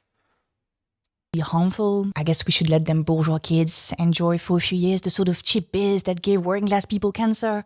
Yeah, she said cheap beers, I think. Yeah. Bourgeois. Interesting. I mean, nothing new. How many rich kids in the 80s and 90s wore acid wash jeans? Yeah, but like now we've got a parent term for it. Now you can refer to acid wash jeans as distressed. So good. It's such a funny word. So anything that doesn't look like it's supposed to. It's been through, it's seen some things, those jeans, man. Whether it's ripped or acid washed or whatever. They're distressed. The jeans. Oh god. But when you scale this appropriation of the working class aesthetic, when you use it for political purposes, for example, that's where things get tricky. Let's move on to part 2. Class is a culture. No, class is a practice. So culture and identity are often seen as stable and fixed, things that make up who a person is. Practice, on the other hand, is much more fluid, you see? It suggests that we are social beings shaped by external forces and in turn shaping others through our daily actions and routines. Let's go back to our example to see what I mean. If we view class as a practice, something shaped by daily roles, routines, and the power we hold or are subjected to, then plumber boss Danny, who grew up working class, and plumber boss Rory, who inherited the business, are much more alike than they first appear. They are both bosses. They assign tasks, they manage employees, and sign paychecks at the end of the month. In practice, they occupy the same position, and that position shapes them as individuals and ultimately determines their social class. This is also why we often say that billionaires live in a completely different reality. Their wealth reshapes how they move through the world, to the point where they cannot genuinely relate to the experience of a regular working person. Danny may not be Elon Musk, but his status as an employer still influences how he sees the world, how he lives on a daily basis, and even how he votes. We're almost circling back to the original reel now, but there is still a little bit more groundwork to do. I am, like Danny, a boss. I have a business, and I'd be lying to you if I said I'm immune to the social forces I've just described. I'm very aware of this. I also make sure that I have a job outside of YouTube, with a more traditional work settings, with hierarchies and colleagues and unions, precisely to resist those forces that are shaping me, whether I want it or not. Again, like if I spend a section of my week telling other people what to do and send them a paycheck at the end of the month, that has an impact on me, how I view myself on the social hierarchy. Small business owners are actually a super interesting case study. They employ a big chunk of the working population, 46% of all American workers, for example. And because they are small business owners, they tend to be viewed as regular working people. Contrary to big bosses, they tend to live closer to their workers and engage with them more. French sociologist Benoît Coquart explains that workers often look up to their hardworking made-it image. Because these figures are visible and respected, their views, political ones included, can carry real weight. People may end up aligning their votes with these local bosses, whether out of admiration, a wish to fit in, or simply because their choices feel like the community norm. I really want to state this and hammer this. We can have sympathy for small business owners, but it's important to remember that, especially in rural and suburban area, those small business owners have a huge impact on how people vote, and they tend to vote for center-right to right-wing parties. So yeah, we should support them for sure, like they're a big part of the economy and everything, but the same... Like, this is the problem, right? It's... The assumption here is the culture wars. I think that is underlying a lot of this. So she's like, okay, they're small business owners, and so like they're bosses, and because they're small business owners, they vote right-wing. Like, as in, the assumption there is that working class people, even if they were bosses, would vote left wing. Now, I don't think that is I don't think that is a general assumption that you can make about the working class. That is, again, kind of an idealist interpretation of what the working class is. She's like, kind of like, well, look, they're bosses and they're small businesses, and so like they're integrated into their communities and they live with their workers and they interact with their workers and they work too. So they're kind of very much part of the working class because they're mixing with them all the time. But like they're also just they vote right wing, and like I'm progressive or I'm a liberal, and so like I wouldn't do that. And so like if they were really working class, they wouldn't vote right wing either. I don't think. Again, and this is something that we've been speaking a lot actually about over the last couple of weeks now, I don't think your delineation and your value as someone in the working class should be split along whether you vote left or right or not. Actually, that's not a determining factor at all in your class status or your even in the culture wars anymore, because what's interesting is that there has been a shift, I would say, in terms of conservative attitudes recently among, working class people, and they have taken a swing towards conservatism. You can see that in various election cycles or election results around the world, but that doesn't reduce their value as working class people, or it doesn't change the fact that they are working class just because they vote for the right now. Like, there is a weird kind of assumption there that working class people vote left all the time. And it's especially weird, like bringing up an American case, because does America even have a left-wing party? Like, by Australian standards, America doesn't have a left-wing party at all. And like many people would argue, and I think she's probably said it as well, about the Democrats not even being like left-wing, like a left-wing option. They're just left of the Republicans. I think she hedged her words more than that. And yes, there are polls to prove small business owners are more likely to vote for. Yeah, but like, what has that got to do with the working class? Yeah, I agree. Yeah, there probably is. And small businesses probably are way more conservative because they believe in fiscal conservatism.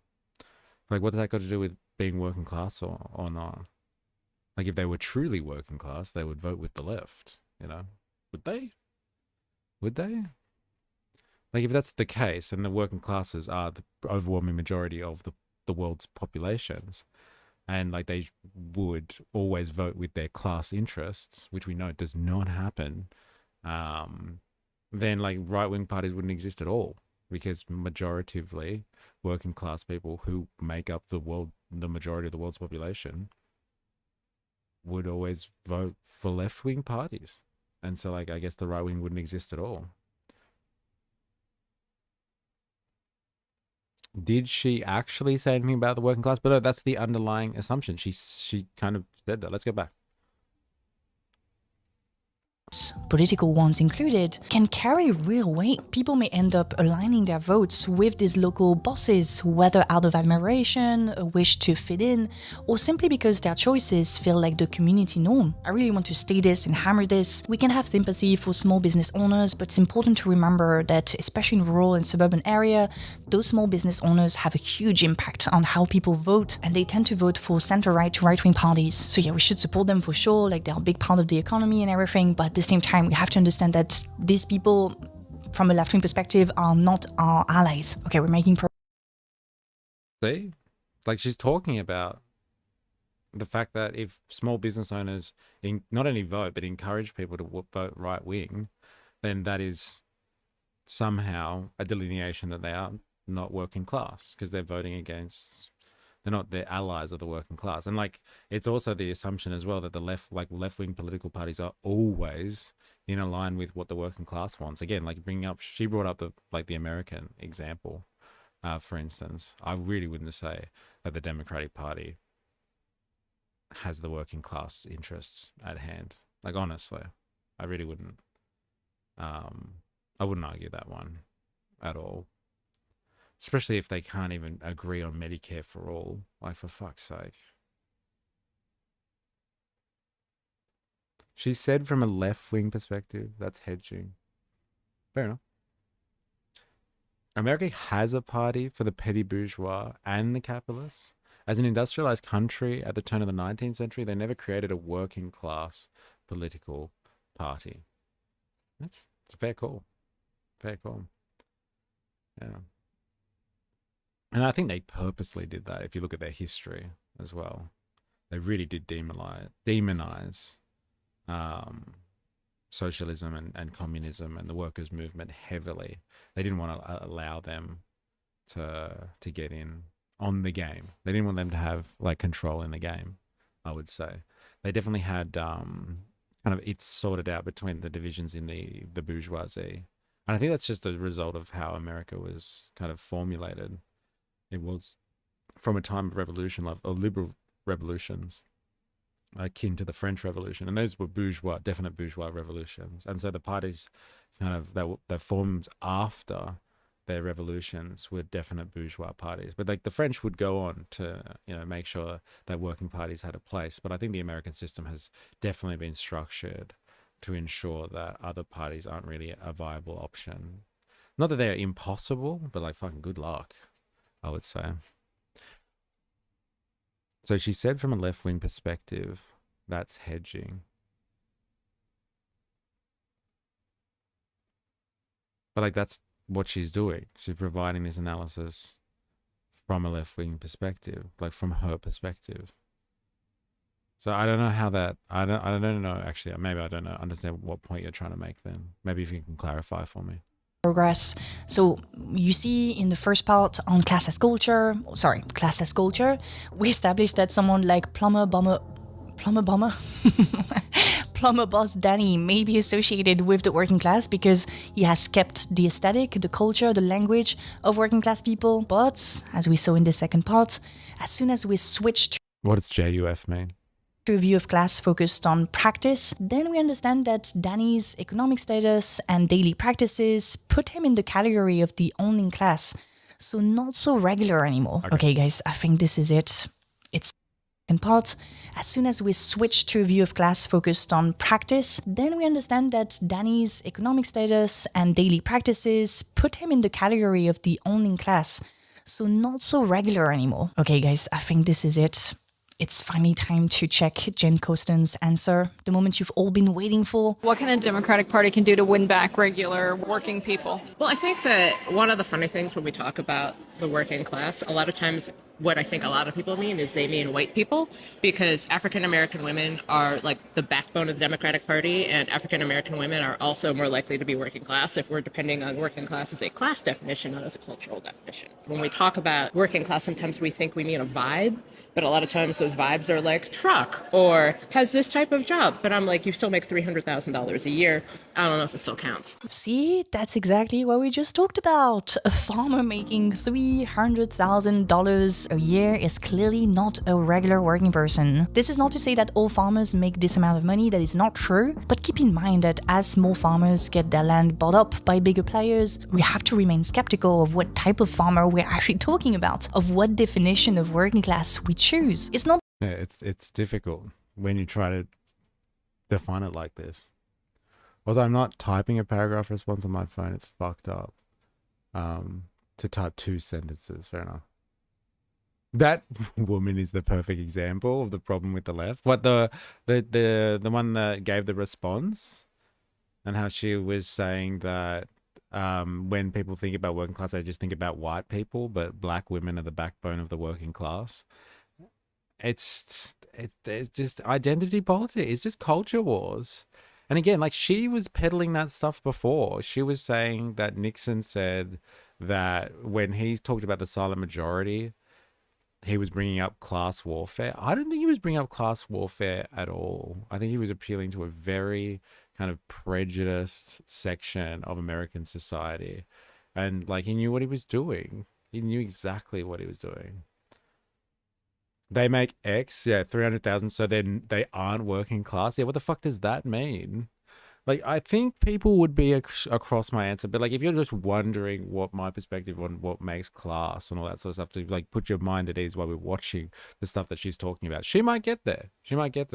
But like in a class system, so capitalism, think about capitalism as a series or a system of social relations. Think of it like that. You said she's assessing the right-wing voting as a bad thing, and I'm saying that statement by saying from a left-wing perspective. I'm saying she's hedging that statement by saying from a left-wing perspective, which is hedging it by saying from her certain point of view, which may be different to yours, but it's true to anyone who has her point of view. Fair enough. Okay. Well, let me just clarify what I meant then, if I didn't say it properly. I don't think it's about whether it's a good or bad thing. What she's saying is, what she's assuming is that by voting right-wing for a right-wing political party, you're not working class by doing that. And she made that assumption. that like people, small business owners, by voting for the right wing, this demonstrates they're not working class. Because they're voting right wing, and then they'll push working class people or encourage working class people to vote right wing. And if you were, working class, you wouldn't vote for right wing because it's against your interests. She even used the phraseology of against your own interests. So I don't think it's a bad thing voting for the right, actually, even from my perspective. But like, I don't think voting right means you're not part of the working class anymore. I just wanted to make that one clear. Working class people vote for the left. All people on the right vote for Nazis. Yeah, anyone that makes 300,000 a year is a Nazi. Yeah, that's the syllogism that we were talking about on Friday, right? Working class people vote left. Or right-wing people vote Nazis. Anyone that makes 300,000 a year is obviously a Nazi. Ha! All those farmers out there on 300K, they're fucking Nazis. Got it. Yeah, my position is, look, capitalism is a system of social relations. Okay, so all societies, like civilizations that we've had since ancient times, they sort themselves out with social relations. There's a hierarchy and all that sort of shit. And the hierarchy in societies from a historical materialist perspective. So like if you try to understand how history kind of works out itself based on different forms of economy, you can tell who's in the dominating class and who's like of the rest by ownership of the means of production. So like who controls the economy basically on all the stuff in the economy that makes all of the value. And like, I mean, like in a concentrated and majorative sense. So there is a group of people which we refer to as the bourgeoisie. You don't have to, but I do, as the bourgeoisie, and they have a large say in the economy. And so that might be, from the financial sector, that might be industrialists, that might be large-scale agriculturalists. They have a concentrated power over the means of production. So they have a large-scale influence and say in the economy. And like when you have influence and power over the economy because you have concentrated control over the means of value production, then you do exist in a class that is separate to everybody else. Now, that's not to say that other people can't, on a minor scale, own means of production and create value and all that sort of stuff. But if you aren't substantially influencing political and economic decisions on a, almost a national and a global scale, those are the people that really control the means of production, and those are the people, therefore, are in the capitalist class, you could say. So it really comes down to ownership of the means of production. It's not like who's your boss, who's a worker, who votes right wing, who votes left wing, who's a black woman and who's not. Like all of these things. Who owns $300,000 a year? Who has a Rolls Royce? Like, all these things are kind of arbitrary, or they're idealistic. They come from the realm of ideas as opposed to coming from, let's look for material differences in people's position in a kind of a hierarchical society. No, I think the assumption is that small business owners are influencing them to vote that way, which I think could be partly true. It also denies agency to working people, saying they're only doing what their bosses tell them. Not that right wingers can't be working class. Yeah, fair enough. Yeah, she said that, so there's not an assumption. She did say that small business owners are influencing people to vote that way, which I think would be partly true. Yeah, I think it's probably true too. It also denies agency. So like, yes, some agency to these people. But yeah, again, we're talking about an assumption here. So like, she didn't explicitly say this. This is my interpretation of what she has said. She's running on the assumption there that voting right wing is problematic for working people, while also saying all this stuff about, like, at the beginning of the piece, like, why are people turning to the right wing, like, and all this sort of stuff, and like, why do Democrats have to work on, regular working people and stuff like that? There is acknowledgement that there's one side of the political spectrum that is obviously tailoring their rhetoric, if not their actions, their rhetoric towards working class interests. And so I think it doesn't really, like, her assumption is that inherently right wing on the political spectrum is always antithetical to the working class. And so if you vote right wing, that's the assumption. That is. And like you've kind of said it. She does say it from a left wing perspective anyway. So that it's probably the point of assumption that she is making there. Because they have a truck and a rural accent and no college education that they are regular working people or even working class. Some of those big players are besties with agribusiness and will do. Okay, so how right-wing policy is beneficial to the working class? Well, depends on your country. Depends on your country. Like you could easily argue that if the proof will be in the pudding, that if like Trump's tariff wars means that more businesses do start to industrialize America, and then they end up creating more jobs in America, working class jobs as a result of that, then the tariff position has worked. But tariffs aren't like a particular right or left wing policy. Australia had tariffs up until the 70s. America used tariff policy to actually build their industrial base to fight off against England. And if it wasn't for tariffs in the US during the Industrial Revolution, there would be no working class, like industrial working class in America to begin with.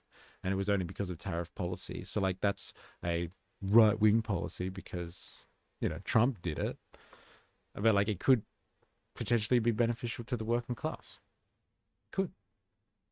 Who the fuck knows? It's probably going to cause a bit of an inflationary problem. But like if businesses choose to start opening plant on American soil to get around the tariffs and they start hiring working class people, then that could be a bonus for American workers.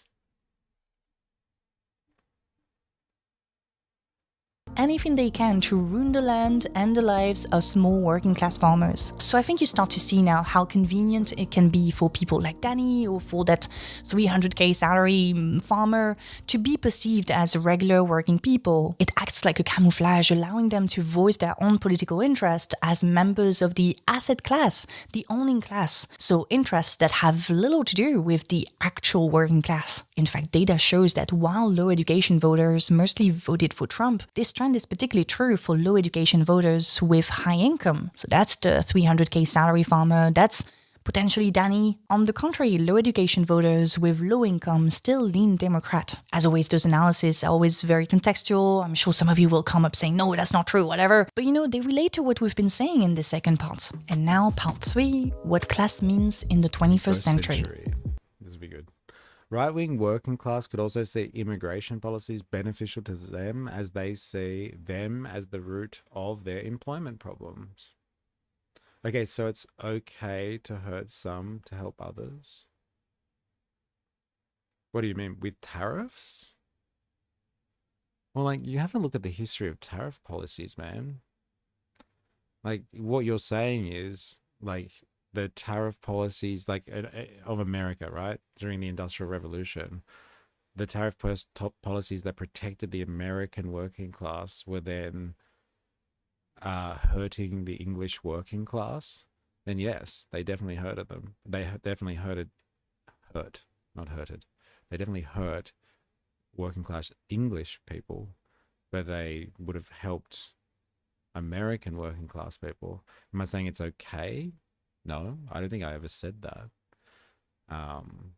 But like, I'm not sure. Maybe you're trying to make a point, but I don't think I said that at all, to be honest. Doesn't mean it's true. All it does is distract from the billionaire, the $1 billion problem. Well, then you're also assuming everything the left says is true. They aren't good. Who will? It seems like another division tactic, to be honest. Alright, let's see what she says about what the working class means in the 21st century. Like this, again, as society gets more and more diverse in the division of labor, this will become really fucking problematic. Figuring out what the working class is supposed to mean. If you're just using it on like these, oh, well, there's a benchmark here, 300,000, you're black woman over here, your white family over here. What are the other divisions that you use? You're educated over here. You vote left here. You vote right. Like if you're using all these things, like get the Venn diagram out for that one. Good luck. It's interesting to me that as soon as Jessica said regular working people, Jen suspected that she used it like the usual right-wing dog whistle, therefore implying right rural and suburban men. The combination of winning back plus regular working people materialized in her head as the typical Trump electorate. That's why she corrected the question by stressing that regular working people aren't necessarily the real working class. We explained it in part 1 and 2. Class is not just a vibe, a culture, or a set of symbols like trucks and football scars. It's an economic reality. Now, I'm sure Jessica doesn't mean to use regular working people as a dog whistle for white, rural, and suburban men. I'm sure she also refers to the increasing Black and Latino population, and even women leaving left-wing parties to turn right or even far right. But you see, that doesn't really come across in the phrase regular working people. Jen's assumption that she refers to right, rural, and suburban men makes sense in a way, because for most of history, that's what regular working people meant. Women, Black people, queer people, disabled people, they weren't part of the regular working people category. In the same manner that when you say doctor or scientist, people tend to picture a man. When you say regular working people, people tend to picture right, rural, and suburban men. And we see this bias even in left-wing circles, because the progressives who say they want to appeal to the regular working class start adopting the culture, language, and style of white, rural, and suburban men. So is the logical progression here of what she's saying is like, look, when you say working class, because of something that, I guess that's why she used the Nixon thing. When somebody says working class, people think white, middle America, working male.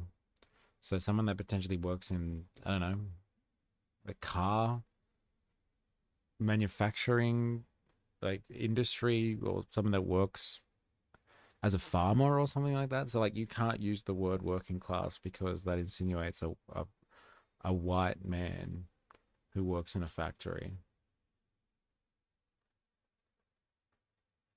And so like, be careful using that word, because people are just going to think of a dude of a particular race with a very particular profession, and that word then will exclude everybody else. I find this fascinating that a French woman is saying this. A French woman, I know, with their history of class struggle.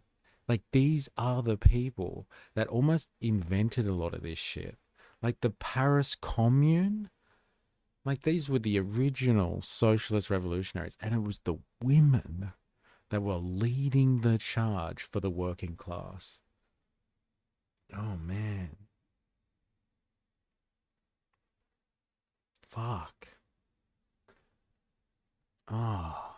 Like, a little bit of a historical understanding of what the working class is and how inclusive it has been as a movement to fight against oppression by the capitalist class on behalf of the oppressed people out there, including all types of oppressed persons. Like, wow. Damn, it is interesting, isn't it? This rhetoric is how we got MAGA. Yeah. I mean, all she's doing is describing how stereotypes affect and divide people. Call it a culture war, but it has real world outcomes. Well, like, it has for that woman she interviewed or she's talking about. Like, so what? When you think of working class, indoctrination, when somebody says the word working class, you think of a white person working in a factory in middle America somewhere, or on a farm in middle America. Is that what you think of when you hear the word working class?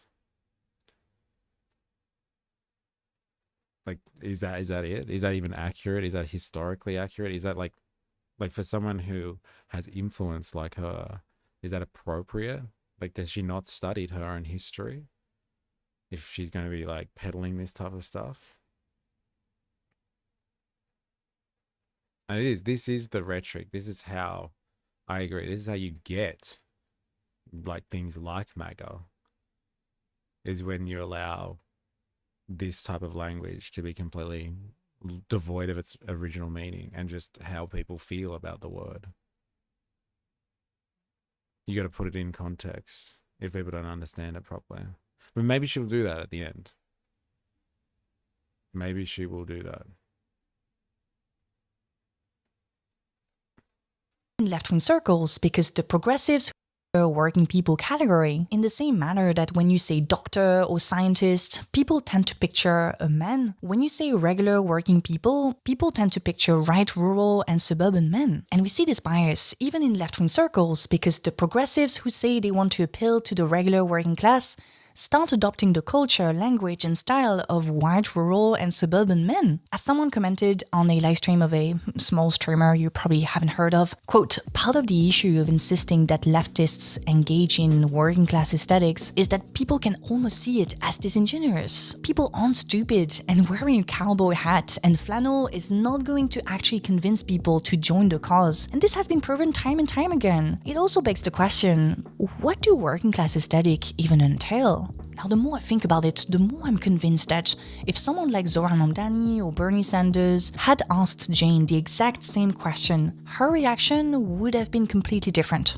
I don't think she would have heard it as a dog whistle coming from them. And that difference is probably the key to how the left, the real left, can actually win in the 21st century. Whenever Bernie or Zoran talk about regular working people, because they do, I don't picture the stereotypical Trump voter. They've somehow taken a phrase that has long functioned as a right-wing dog whistle and transformed it into something genuinely universal, something that speaks to all segments of the working class. How did they do that? Well, take a look at Zoran Mamdani's platform. Affordability is central, but look at this. Childcare, LGBTQ+ rights, climate, libraries, community safety to replace over-policing.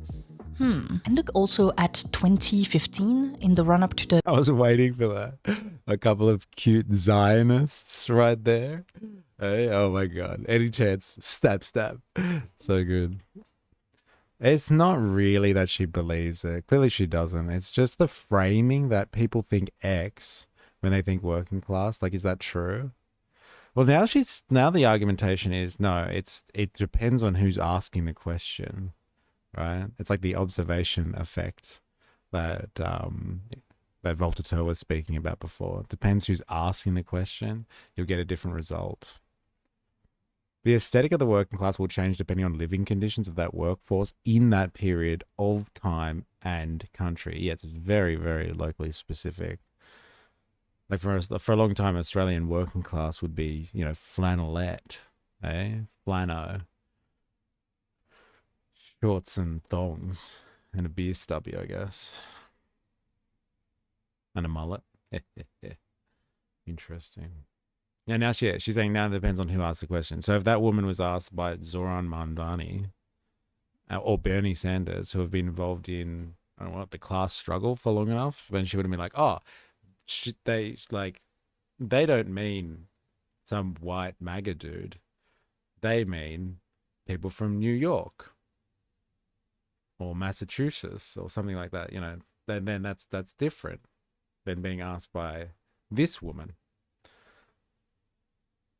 The 2016's Democratic primary, after Black Lives Matter activists interrupted several Bernie Sanders events, the candidate for the primary significantly expanded his platform on racial justice, adding proposals on police reform, mass incarceration, and systemic racism. You see, people like Bernie Sanders or Zoran Mamdani aren't just using the phrase regular working people or working class. They are also reshaping what it means in the 21st century. They don't rely on an outdated post-war definition which excluded entire groups of people, blacks, women, queers, disabled, despite their overrepresentation in precarious jobs. That old school definition also doesn't take into account how tech empires have remodeled the economy with microtasks and pseudo-entrepreneurship. Left-wing movements of the 21st century have to reinvent the working class by telling those who've been historically excluded and those who, given their level of education or the industry they work in, don't think they could be part of it, that this is for them too. This is what working class class means. This is how the left wins. I'm not saying Zoran or Bernie are perfect, they're not, but they've identified the problem and they're actually doing something about it. And you know what? They're not alone. Across the UK, the US, France, and much of Europe, new left movements are redefining what working class means and who gets included in the regular working people definition. They're updating the vocabulary, rebuilding the foundations, and unlocking levels of engagement we thought were gone for good. It is genuinely exciting.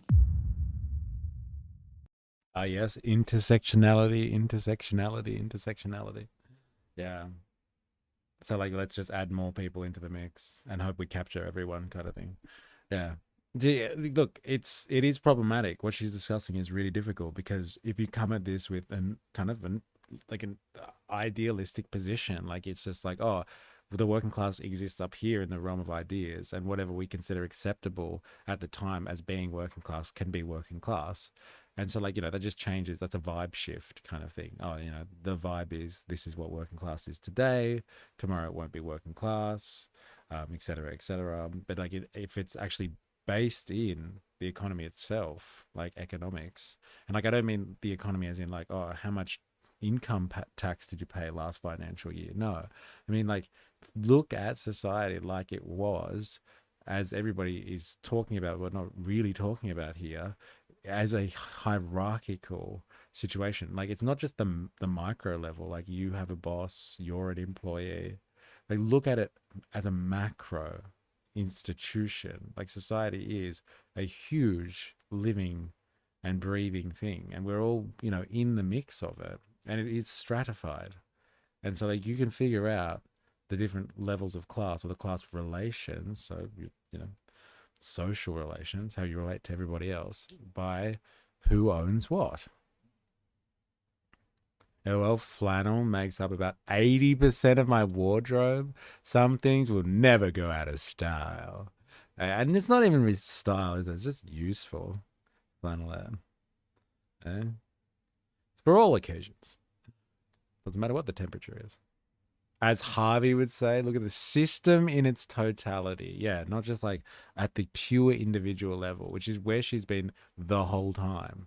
Which is like, and this is liberal politics. And I mean liberal, like generally liberal, like liberal democratic societies, right?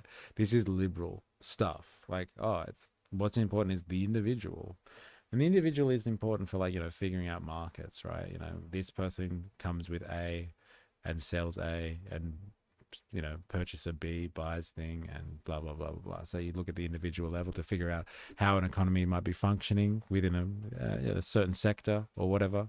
But like, society is not just a bunch of individuals. Society is an interconnected system of social relations. And like, they all feed into each other one way or another by 6 degrees of separation or more, what have you. They all work towards what kind of Marx would have described as social capital.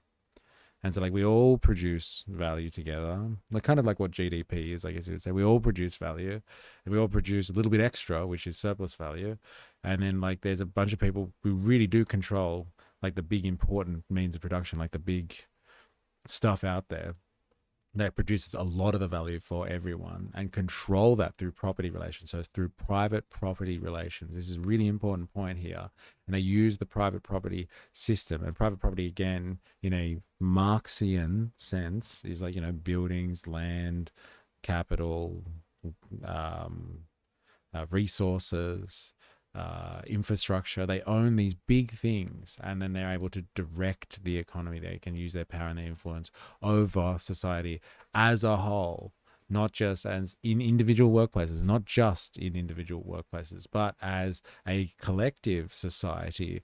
They use that control. And so, like, there's bleeding in there. There's some people that are complete opportunists, and like, they'll associate with the bourgeoisie, those people that control everything, and they, because they want in on the game, and they want to have an easy lifestyle. And so, like, it's, it's not as black and white, but it's so much easier to define it in those terms than all this stuff. Today, what's the vibe on what the working class is? Tomorrow, it'll be different. It's all in the realm of ideas, and it's all very individual. It's like, how do you fit in to the working class as an individual? Do you feel working class today? No, I don't actually. I don't feel working class at all. I feel quite bougie. Okay, well then you can be in the bourgeoisie today. I'd say Labour have a real disconnect with what working class is. 100%. Thanks to neoliberalism. Dilemmas. Interesting. All right.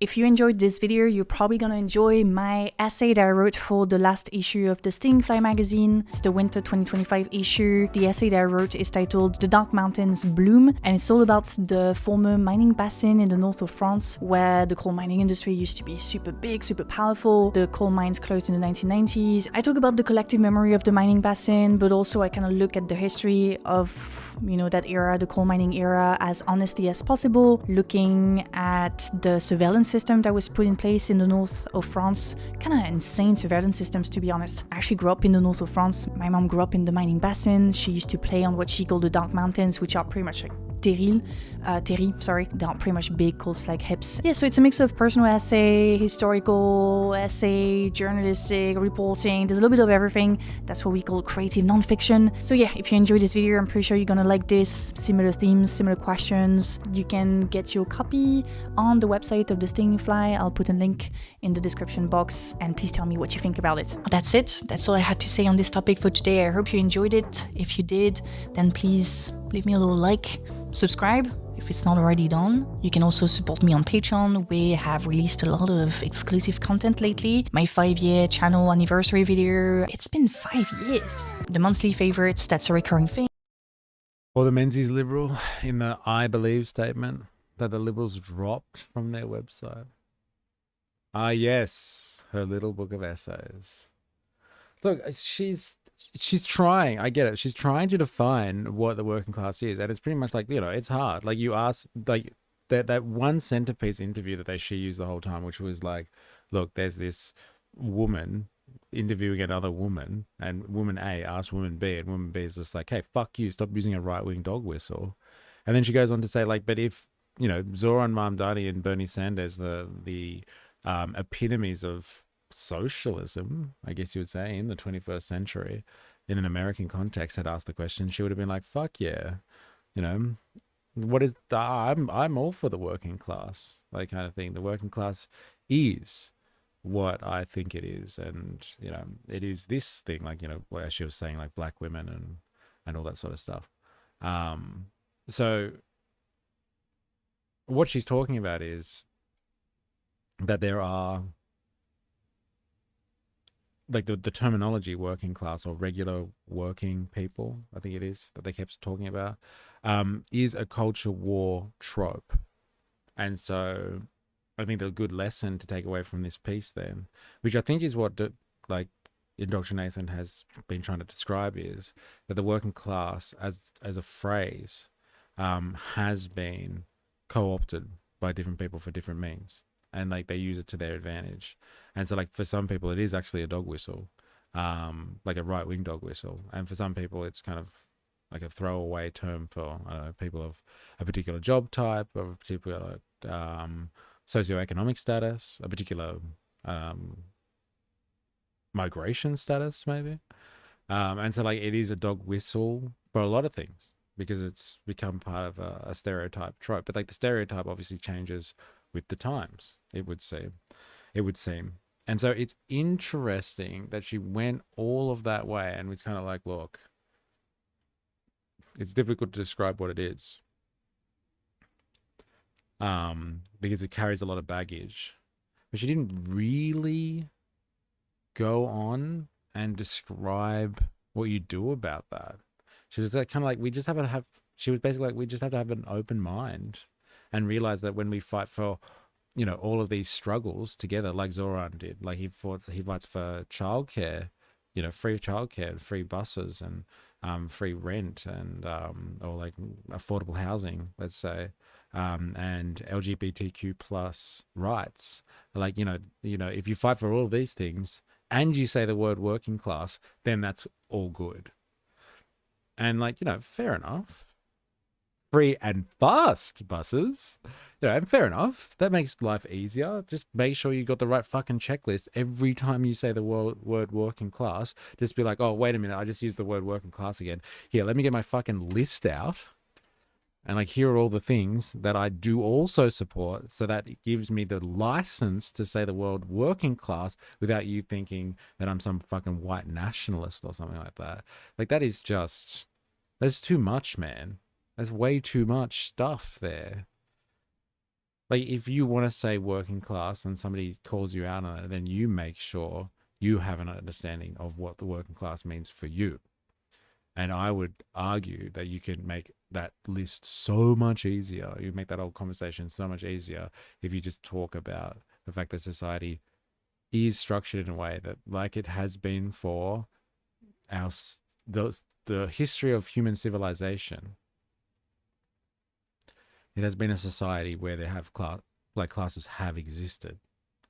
It's just now we pretend that classes don't. We live in liberal societies and we believe that everybody is kind of the same from when they are born. They have the same opportunities. Like, everybody is equal under the eyes of the law. Like, we believe in these fundamental principles of equality. And like, that just doesn't fucking exist. And like, we look at that time and time again in this stream. We look at that time and time again, how it's not true that like everybody's treated, you know, for example, the same under the eyes of the law, let's say. Like, look at, you know, Epstein, for example. Like, he was busted for human trafficking, sex trafficking minors. And he was a billionaire, and he got like 18 months in prison, and then was able to negotiate with an attorney general to get, at the federal level, a complete deal that covered him so he could never be federally prosecuted, and all of his potential co-conspirators. So everyone that ever had anything to do with him and his sex trafficking operation, which is like, you know, hundreds and hundreds of people in the bourgeoisie, like rich and powerful people, can never be attacked for it at the federal level. Like, they just exist in another world, these people. The rules that apply for you don't apply for them. And that is the hallmark of a real class society. A double standard, where there is a group of people that have rights that you don't have. And that's what class really is about at the end of the day. When you have a group of people that do control the economy because they own the means of production, they write the fucking rules. The rules that you follow as a working class person, as a commoner, as in the great majority of the world's population. They get to say what the rules are, and they then get to break them when it's appropriate. But you don't. You don't. If you do the wrong thing, you will suffer consequences of it. For the most part. There are ways around that. But like, class is a material reality. It's like a real thing. As opposed to like, oh yeah, well, like, you know, yes, today I feel like, because I earn $300,000 a year, I feel pretty good about that. I don't think I'm going to be working class today. Maybe I'm feeling a little bit bougie. I'm going to go buy a car. Like, it's not really an opt-in, opt-out system as such.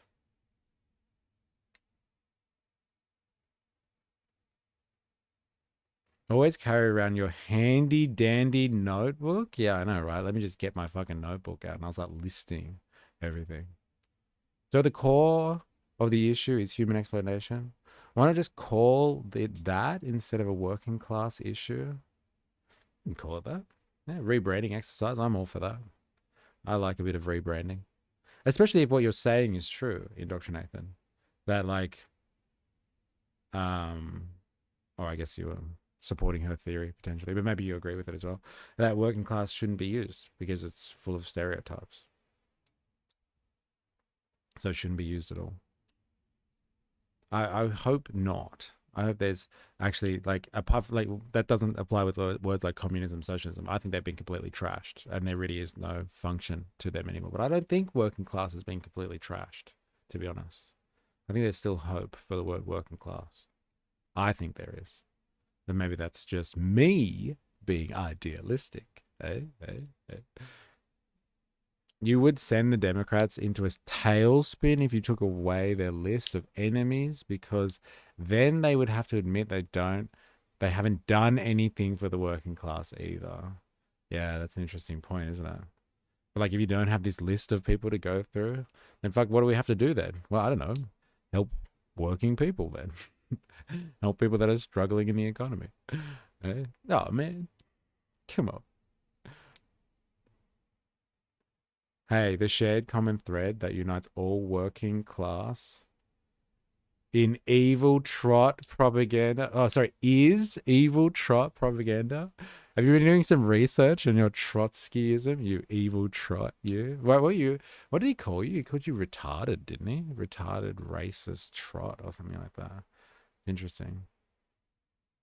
I mean, human exploitation covers far more than just work issues. Well, fair enough. But like that's the thing. And I think that's really important as well. And this is where these liberals they just don't understand this type of stuff, these progressives.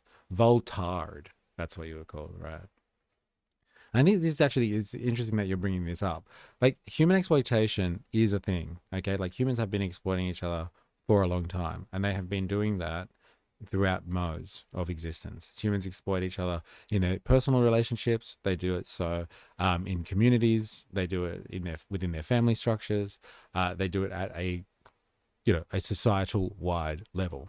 Now, what we're talking about here is not individual exploitation. We're talking about inter-family exploitation, inter-community exploitation, national exploitation. We're talking about the exploitation that is being done in an economic system. And the working class word belongs to an economic system. It's very important to recognize that working doesn't exist unless you have a form of economy. So working class is inherently a issue of the economy, and the economy really dictates how society is structured.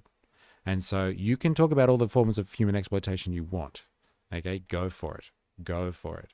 But like you're gonna have to, potentially stop eating, meat, for instance, because humans have been exploiting animals for a long time. So like if you really want to tackle human exploitation, you're gonna have to tackle how, humans exploit animals and do something about that. Now, if you want to change the framework within how these things are applied, like racism, for example. Like racism has existed before capitalism. However, racism has a very particular characteristic under capitalism because it is employed by certain powerful people within society, people with, interest in media, let's say, to help divide large sections of the working population or the population generally to be able to divide and conquer. And so it takes on different forms in different economic modes. There's different importances to different forms of human exploitation in different modes because it supports that mode. It supports the ability for that form of economy to keep going. So if you want to spend all of your time fighting the various arrays of human exploitation, individual, family, inter-community, international, on all different levels that you can possibly have humans exploiting other humans, go for it. But that sort of stuff needs to be resolved on whatever level you're talking about. Like I said, individual, family, community, national, etc., etc. Now, if you want to take away the impact of how the economy plays in all those forms of human exploitation, then you have to focus on the economic mode. And the original the word says it all, or the two words together says it all. Working class. It's about working. It's about labor. It's about the economy, all that sort of stuff. So focusing on the working class should inherently be about economic struggle, and it should be the struggle in the mode of production being capitalism. So, just making it everything about human exploitation is a very progressive thing to do, right? Let's just get rid of all human exploitation. But can you fucking do that? Can you just wipe, human exploitation from the record? Maybe you can. Maybe you can. But we've lived with capitalism for long enough to know that it hasn't wiped away human exploitation yet, and it never will. And so we need to move beyond that if you want to give it a chance, which is what you're talking about, is addressing general human exploitation. If you are honest to God about that, if you are fair dinkum about wanting to really try to end human exploitation, there is potentially a way of doing that. And people would argue that you can do that by first really or like, make it much less severe by taking away class issues. And I mean that in like the sense that we've lived for a long time in civilizations where there have been class structures, and like removing the class dynamic will free us up or allow us to address some of these other problems that we have. I think it's a fair strategy. I'm not saying it's perfect. I'm not saying it's the answer. But like, if you really, really want a strategy on how to do that, I think, given all of the things that we've investigated, I think it's a pretty good strategy to try and do that. You got to start somewhere. Capitalism is just human exploitation via economic means. Yeah, but it's pervasive. It's pervasive. It's pervasive as hell, honestly. It really is.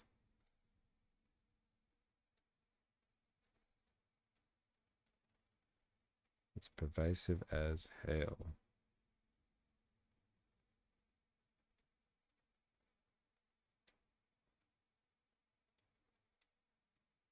And it affects everything else.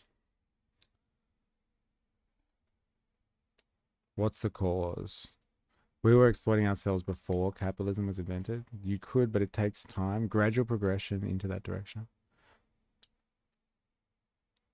I mean, aiming towards 0 deaths on the road is probably an impossible task. Does that mean it's pointless to try? I'm assuming you said that potentially before I said all of that I just did, because I would have explained exactly that. I don't think, potentially, could you get rid of all human exploitation? No idea. But like, are you going to do that within this system, which reproduces the same human exploitation that you're worried about? And so like, you're not going to do anything about the system that causes this style of human exploitation? Then like, are you really like, and I don't mean this to you personally, but like, are you really serious about ending human exploitation if you're not going to attack the system that is the base? It's the base that allows all this type and this style of human exploitation to occur in the first place. Again, take the economic mode out, completely different. If our economy crashed tomorrow, right? The electricity stopped, there was no more food, there was no more, easy access water, the whole world economy stopped tomorrow, you would find out that all these variations of human exploitation we're so worried about wouldn't matter in about 3 months' time, when like most of the world's population had died because of starvation or something like that. The economic mode is just a base there that allows everything to sit on top and happen, like everything to sit on top of that. And we have some, crazy stuff that happens in this world because of industrial society now. I mean, because of the productive power of industrial society, we have this amazing world now with billions of people in it, and it's all sustained by this economic mode of production. All sustained by how amazingly productive capitalism is. But like, also the relations that capitalism allows, the social interaction that capitalism uses to produce all this stuff, creates and exacerbates the stuff that you're talking about, the forms of human exploitation that we experience now. It definitely exacerbates them. Now, if you want to really, like I said, do something about that, then you would be working to change what's under the hood, as it were, to give yourself the best fighting chance to get rid of the other forms of exploitation. I think that's just a fair assessment of the situation. In my opinion. Let me hedge my bets. It's all in my opinion. Our system works by demand of the people. Ethical investing. For yes, we have with slavery, feudalism. Capitalism is just a modern version, but it's nonetheless the fight in front of us. Trying to create the conditions where people have empathy as a key value in society and not individualistic sensory pleasure, like human ego when faced with an entity more superior to us and how we would feel being inferior. Interesting. Very interesting. Yeah, well, like we'd have to create a society that values the idea of empathy, as you were saying. And I would say one of the main driving values in our society is definitely the ideas of, profit and for lack of a better description, greed. Like everybody does see it upon themselves to make it or break it in this society. And, you know, at the end of the day, you can be as ethical as you want. You can be as humane as you want, selfless as you want. But you still got to etch out an existence here. And like, if you don't etch out that existence, if you don't have some type of social security network, you die. But like, you still have to compete to a certain extent to make it. And so like, empathy doesn't thrive in that type of it. Doesn't thrive. Doesn't mean it doesn't exist. Doesn't thrive. But if you set up a society that had a focus that was different to, like, you know, the profit motive ultimately, or outside the profit motive, survival in that system, you might be able to produce a bit more empathy. You might. That's not a guarantee. But like, you know, we've seen what this one does. And we're not willing to try something else. I know I am. I know I am. That's for sure. All right. We are going to have a quick break. And then we're going to be back shortly with some more. So if you've been hanging out today, then thank you. I do appreciate the interactions. I can't go all the way back, but I'll try my best. Ninja Nurse was in the house earlier. Dilemmas, 4IS, Jag, Woozer was in the house, Faulted Her. Who else we got here? Jerry was in for a little bit too, I think. We had Mark. I hope Mark was able to hear some of the working class stuff. Seemed interested before. And Dr. Nathan was in the house. Who else we got? I did say 4IS, I think. Squeebalicious is here too for a bit. Then it's take off. Matt Bond has arrived. Larp Jeff was in the house too. Who else have we got here? Laurie Veal was in for a bit. Anyone else that I've missed? I don't think so. Abalavo is watching too, keeping the streams chat alive. So yeah, we're gonna have a quick break and then we're gonna be back with some more. Don't go anywhere. If you're watching this on YouTube, do me a favor and hit the like button. It does help with the algorithmic guards. So give the like button a hit right now. We will be back shortly.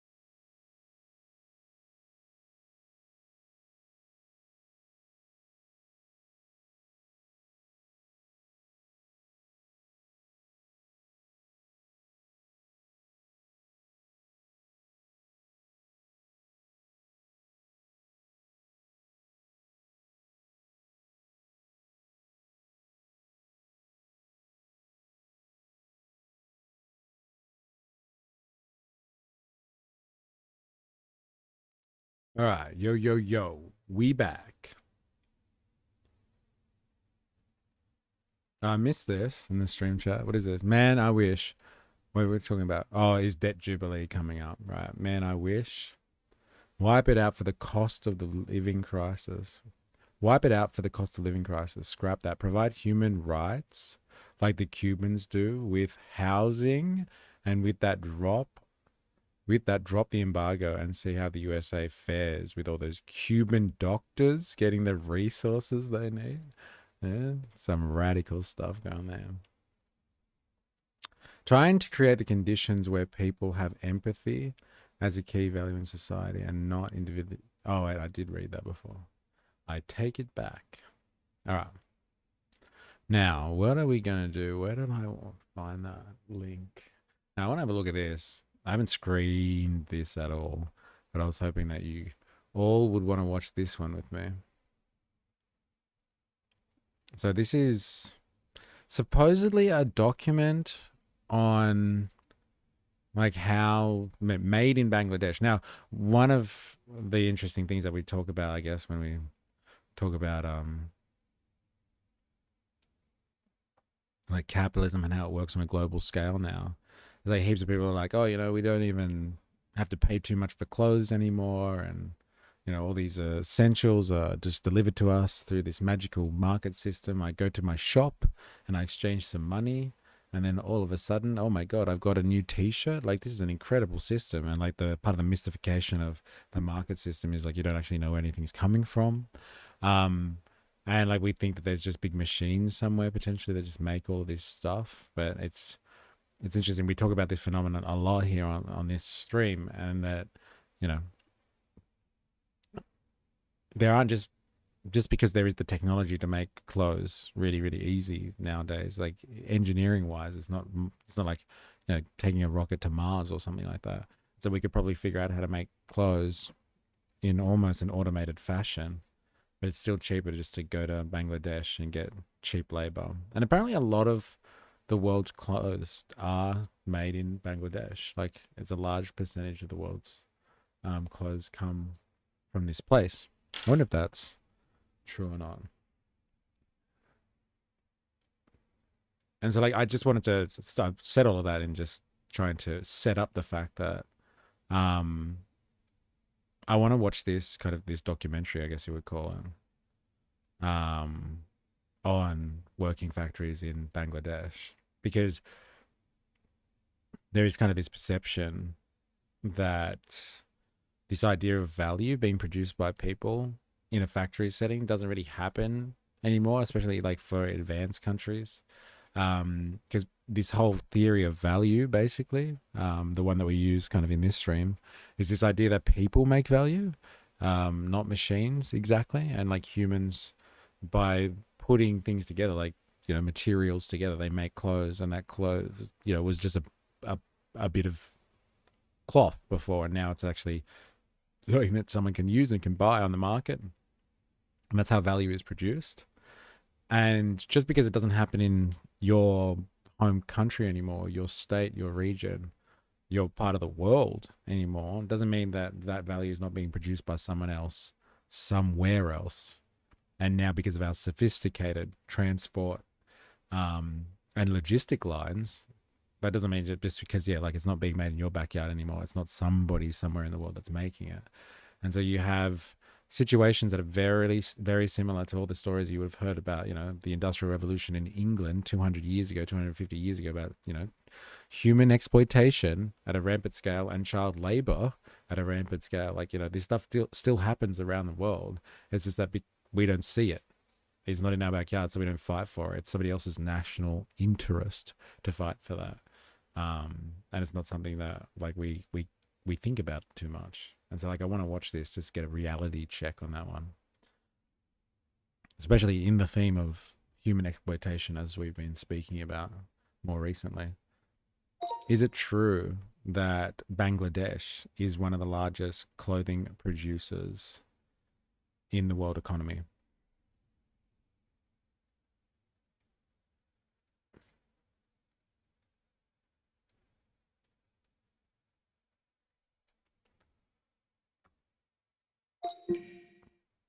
Watch where you spend your money. Seeing Temu and Shein gain popularity saddens me. It's just global capital, man. And like these, like institutions like Temu, right? Which have kind of watched the model from Amazon and stuff. Like they understand fundamentally, it doesn't matter how good your logistics are, how good your products are. People just want, like in a mass-produced society, people do want stuff that's cheap and getting their hands on. Like that's a working class thing as well. Like people have to make choices all the time about what they spend their money on. And if they can get stuff that they need cheaper, they go with that. And that helps the world economy as well. Because if you have cheap stuff that needs to be replaced all the time, it's constant circulation. So you use something for a little bit, then you need it again, so you have to buy it again.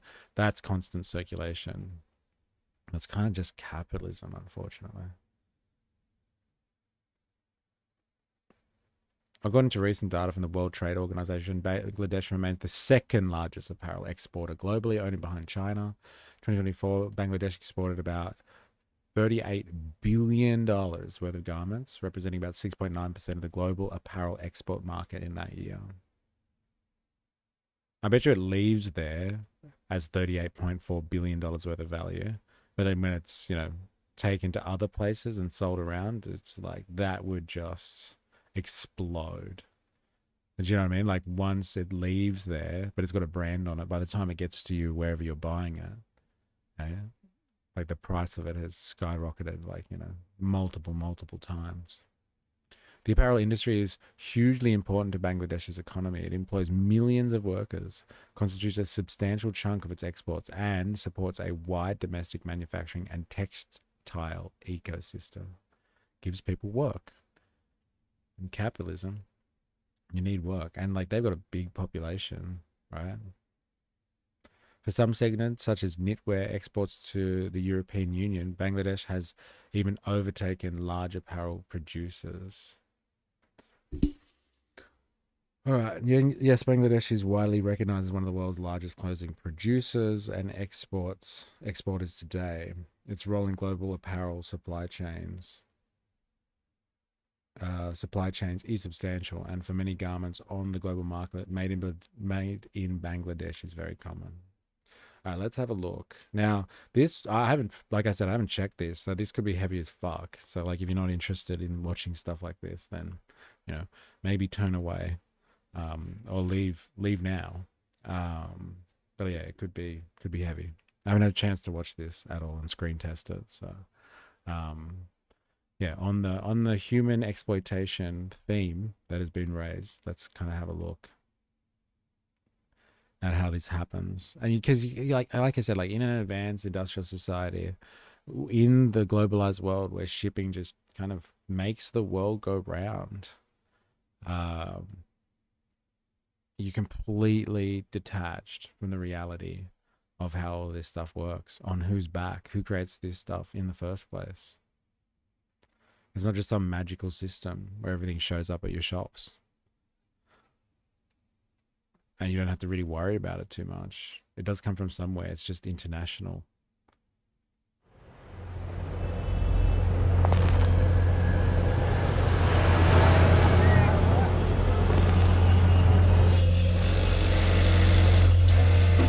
My dream was to become a doctor, but since I can no longer do that, I work in clothing factories to pay for my sister's education, so she can become a doctor.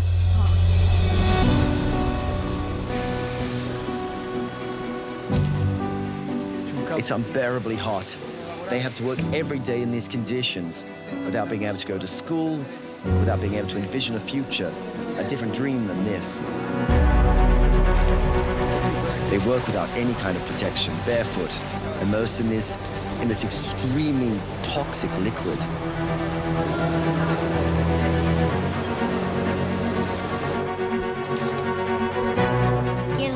I work there until 10 p.m. Often I go to bed at 1 or 2 a.m. Mum gets angry because since I started working in the factory, I can't sleep well anymore. Like, this is exactly as they describe, the Industrial Revolution of Britain 250 years ago. That's pretty much it. Child labor and people working ridiculous hours. ridiculous hours without any notion really of work health safety.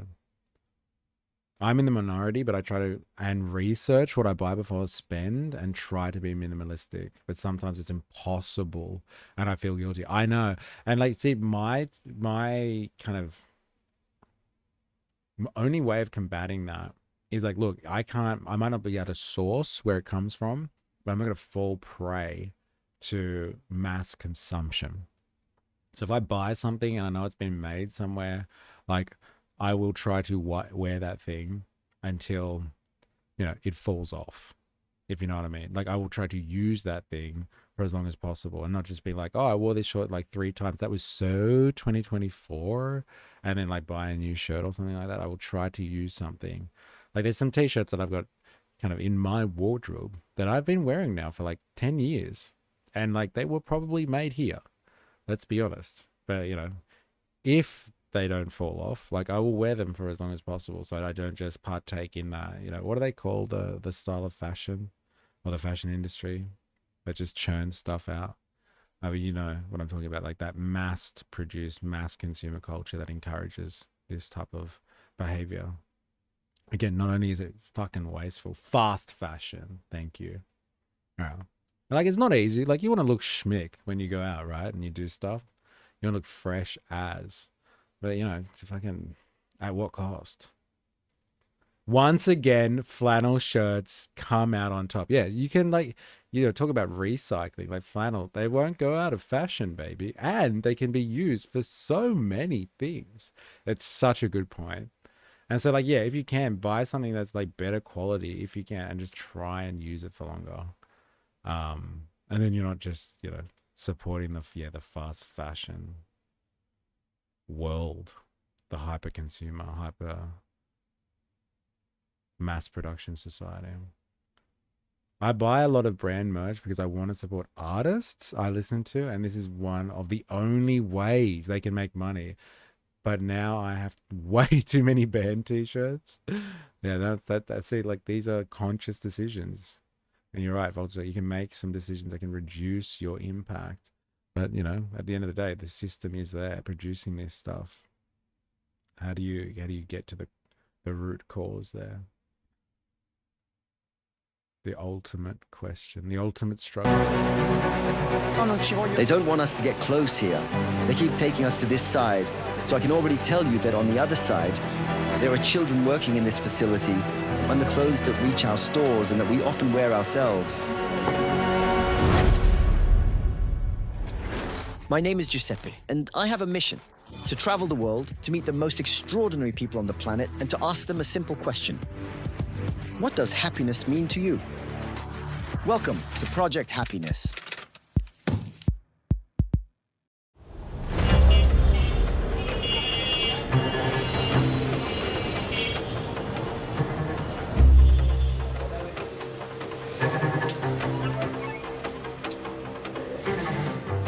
There it was. It said fast fashion on the document there. There it is. It's exactly from factories like this one that the shirt you're wearing right now most likely comes from. And unless we paid for it, the higher the human price has been. Because as you can see, the workers around me are mostly children. The goal of this mission here in Dhaka, the capital of Bangladesh, is to discover who makes the clothes that often end up in the West, understand in what conditions they work, and find out how I can help these children. But let's take a step back. Once upon a time, fashion was synonymous with exclusivity and luxury. But at the end of the 20th century, a combination of technological innovation, cultural changes, and globalization upended everything. Clothing production became a frantic race towards speed and economic efficiency. Companies literally started flooding the market with new garments, generating faster and faster trends, followed by more and more people who want to dress in the latest fashion to express who they are or who they want to be. Thus, fast fashion was born, and it was So good, isn't it? Like, they want to dress in the latest fashion to express who they want to be. But like, where does the thought come from in the first place? Do you think, oh, I need to wear that dress or those shoes to feel good about myself? But like, how do you know that that dress or those shoes exist? One, you see other people wearing them and you think it looks nice. Or two, you're probably bombarded with it through advertising. So you're conditioned to want something through the system that produces the shit that you want to consume. It's not like natural. It's not like I was born and I was just like must wear shoes. Like it is part of the system. And what he's describing is just like, and then all of a sudden it became really fast and they just started mass producing shit. It's like, well, this is the acceleration, natural acceleration of capital. As you chase more and more profits, like you've got to design your systems in a way that have other two things, right? You can increase your productivity so you can produce more. So like, you know, get a better machine in, right? And then you can, you know, hire half the staff. You don't have to pay as much labor costs, create twice as much, and then like you get more profits because you're creating twice as much with half the people. Or you have a higher turnover, and so like you make people kind of move through things faster. And so like you produce more stuff just because you're moving faster. Like instead of producing, you know, if you're a small factory producing 1,000 shirts a year, you produced 2,000 shirts a year, and you just got more people in on the game to make sure you're producing more shirts. You actually get more profit that way. Now, is that sustainable? Fuck no. And I think that's one of the big grievances that a lot of people have with capitalism, is because like this shit is not sustainable, and look at all the waste. But it's fucking profitable. My God, moving faster and faster in your cycles as a capitalist, like when you produce stuff, as a producer, let's say, moving faster and faster, accelerating is profit. Acceleration is profit. It's precisely at this point that one country in particular promised to satisfy the Western demand for trendy and cheap clothes, Bangladesh, which, to meet a massive global demand for clothes, concentrated all the productive efforts of a nation almost solely on the textile industry, but at too high a price, paid only by the workers, women, men, children who have now become the new slaves of the 21st century, an environment poisoned by chemical waste released by unscrupulous industries, slowly poisoning the land and the water.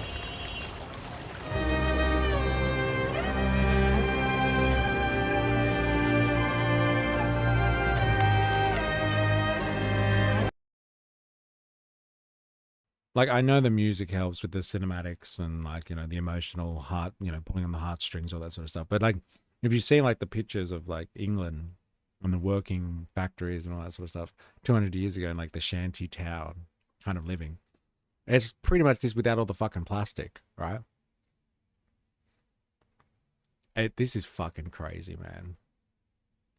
And so like when you think to yourself, when people are like, oh, you know, we're going to fight capitalism, we're anti-capitalist and all that sort of stuff. And you're like, oh, I don't know, man, everyone looks like pretty good. Like they're pretty well off here. I think everything's working fine. Just remember, the only reason everything's working fine where you are specifically is just because this exists somewhere else. This exists somewhere else. Before, it would have had to exist in your backyard. Like you would have been reminded of this on a daily basis if you took a train through a part of the city that was pretty fucking working class. You would have seen it daily, and you were like, yes, okay, now I know where my shit comes from. Right, like, because it's somewhere else now, so much harder to see. But capitalism has lifted millions out of poverty. So good. And that line as well, like, it's true, but like, you know, when the, like, I guess you would say capitalist lovers use that one, the thing they always forget as well, which is the most delicious part of that one, is most of those millions that they talk about, especially in recent times, all came from China, which is run by a communist party. So technically, communism has lifted millions of people out of the poverty created by capitalism. Let's not get into that for now.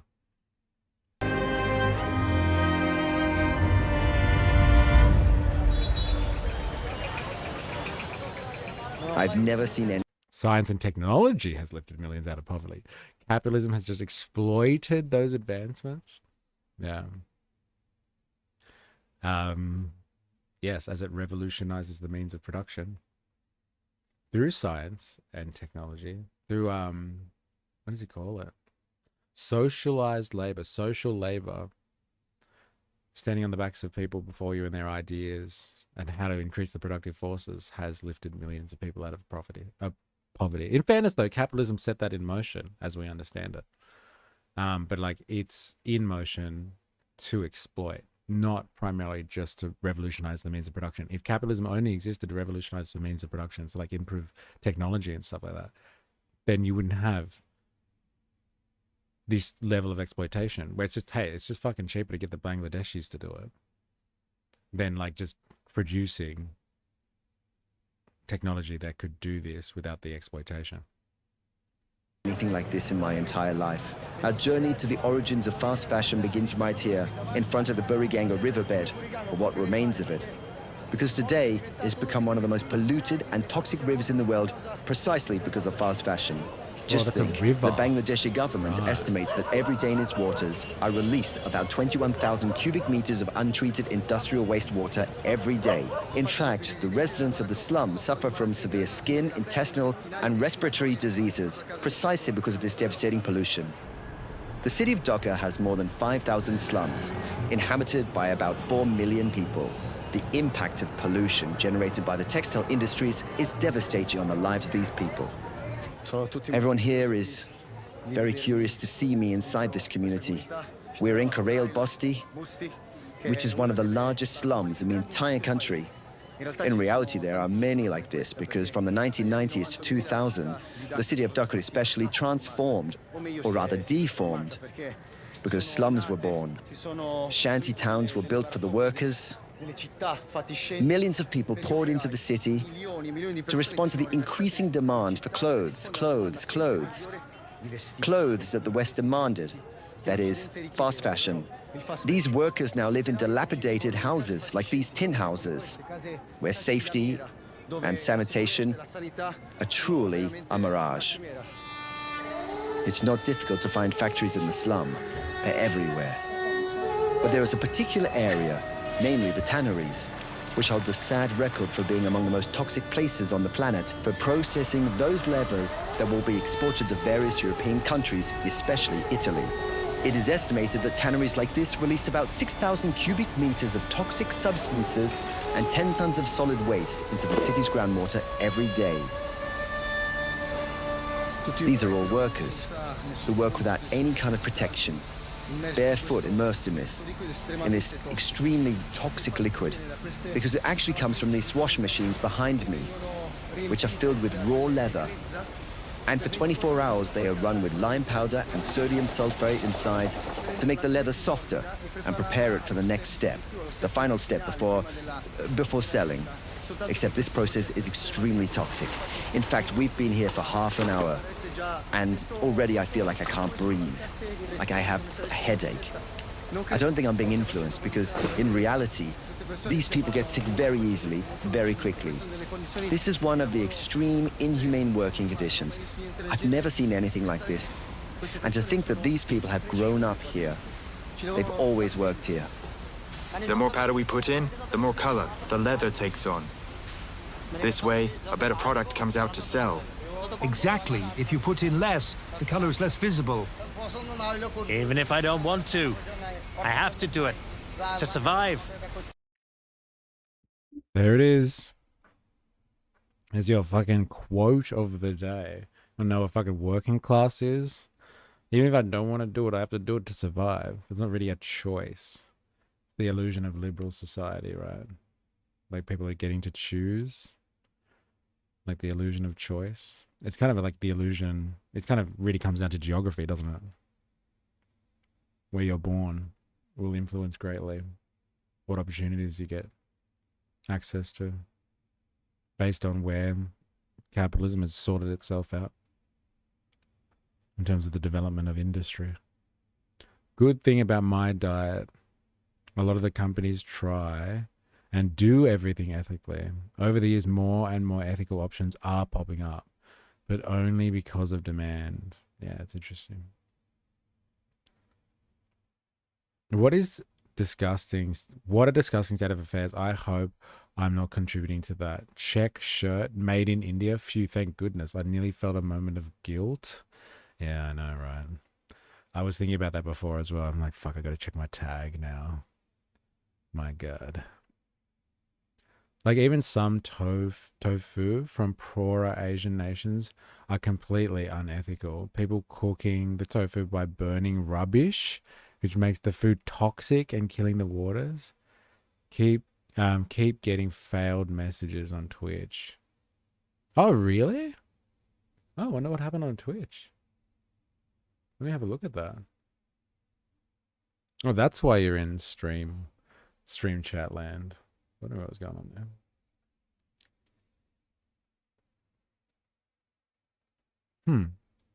I'm not getting any notifications. That's unfortunate though.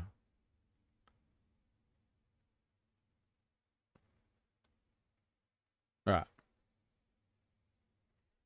Back to it. Yeah, I've been having issues as well. Have to refresh my page or switch my VPN. This is why dialectical historical materialism is really important.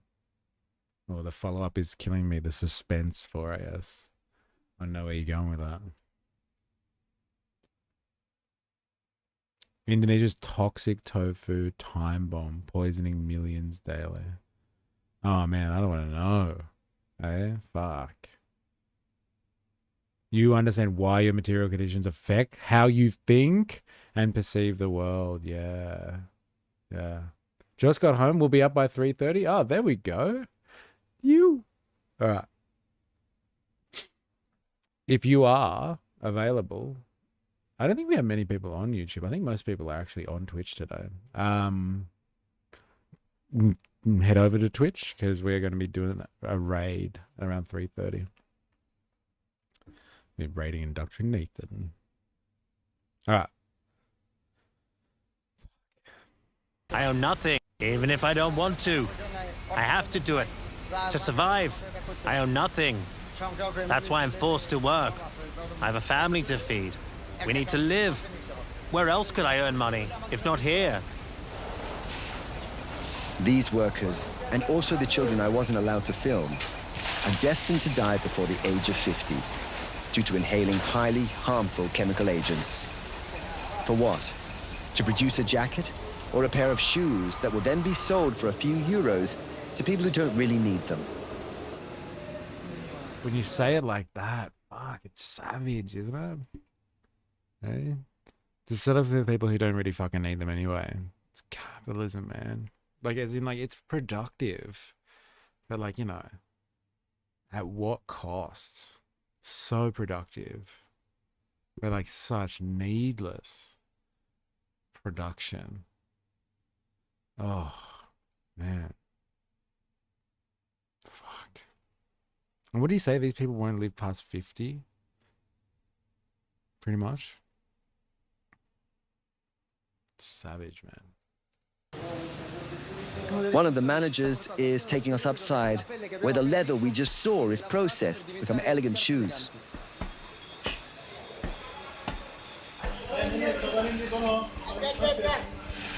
Yeah, I know, right? Good luck telling New Yorkers they don't need a new pair of Jordans. Yeah, I know. But look, you can place responsibility on the consumer class. Like, if everyone just stopped consuming tomorrow, kind of thing, you know, you'd have an answer, right? But like, is that where the struggle's really at? Apartheid is illegal within a nation. Apartheid is illegal within a nation under UN law. Are you talking about something separate to this, or are you going to follow that up maybe?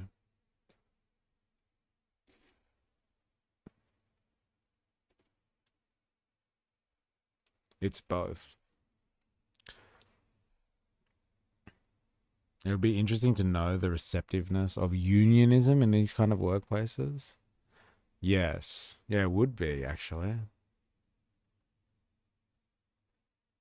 Yeah. Yeah, and how radical these guys get.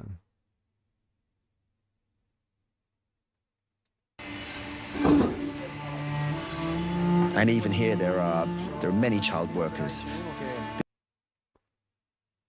Consumption helps workers justify being exploited. Yeah, because at least if I can get some nice things, and like do something nice on the weekend, I can kind of forget about the drudgery of my wage slavery existence. There's one very young right behind me. I don't know if you can see him. In the blue shirt, he must be 7 or 8 years old. They're preferred other men because they have slimmer hands and more precise. And of course, they cost very little.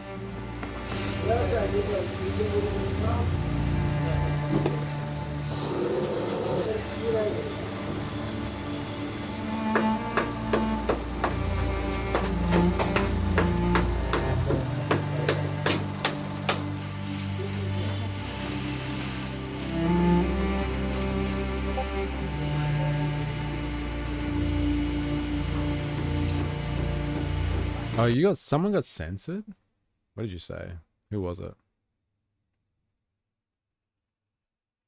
I can watch but not comment? Something's happened today. That's weird.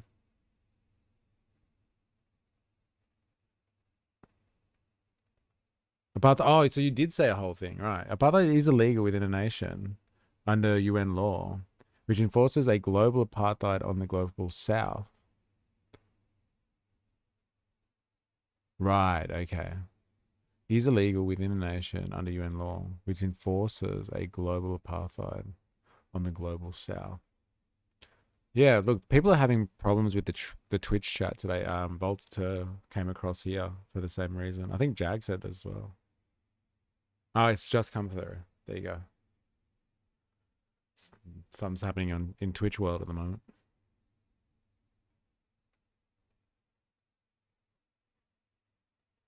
I just shut it down and reloaded. Oh, okay.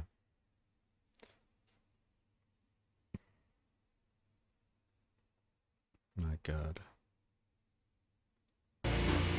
This gentleman is telling me that the shoe that this child is gluing will become a loafer that we sold in Italy as made in Italy and handmade. Handmade, yes, but made by this child and made in Bangladesh, using child labor that violates every human right. It is precisely the glue that this child is using now that is used not only to glue shoes, but also outside this factory as a narcotic. It's mainly used by street children. The children who work here, the more naive workers, steal it to sell it to other children. They use it as a drug which causes irreversible brain damage. But in these places, reality is often harsher than words. Just as we left the factory where the child was gluing shoes, right in front of us is a child sniffing the same glue they use in the factory.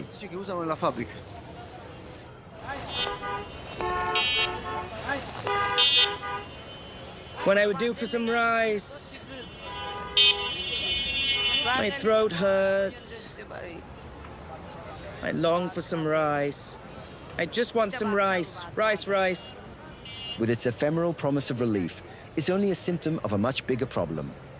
It is the symbol of a system that treats children as expendable pawns in the game of profit.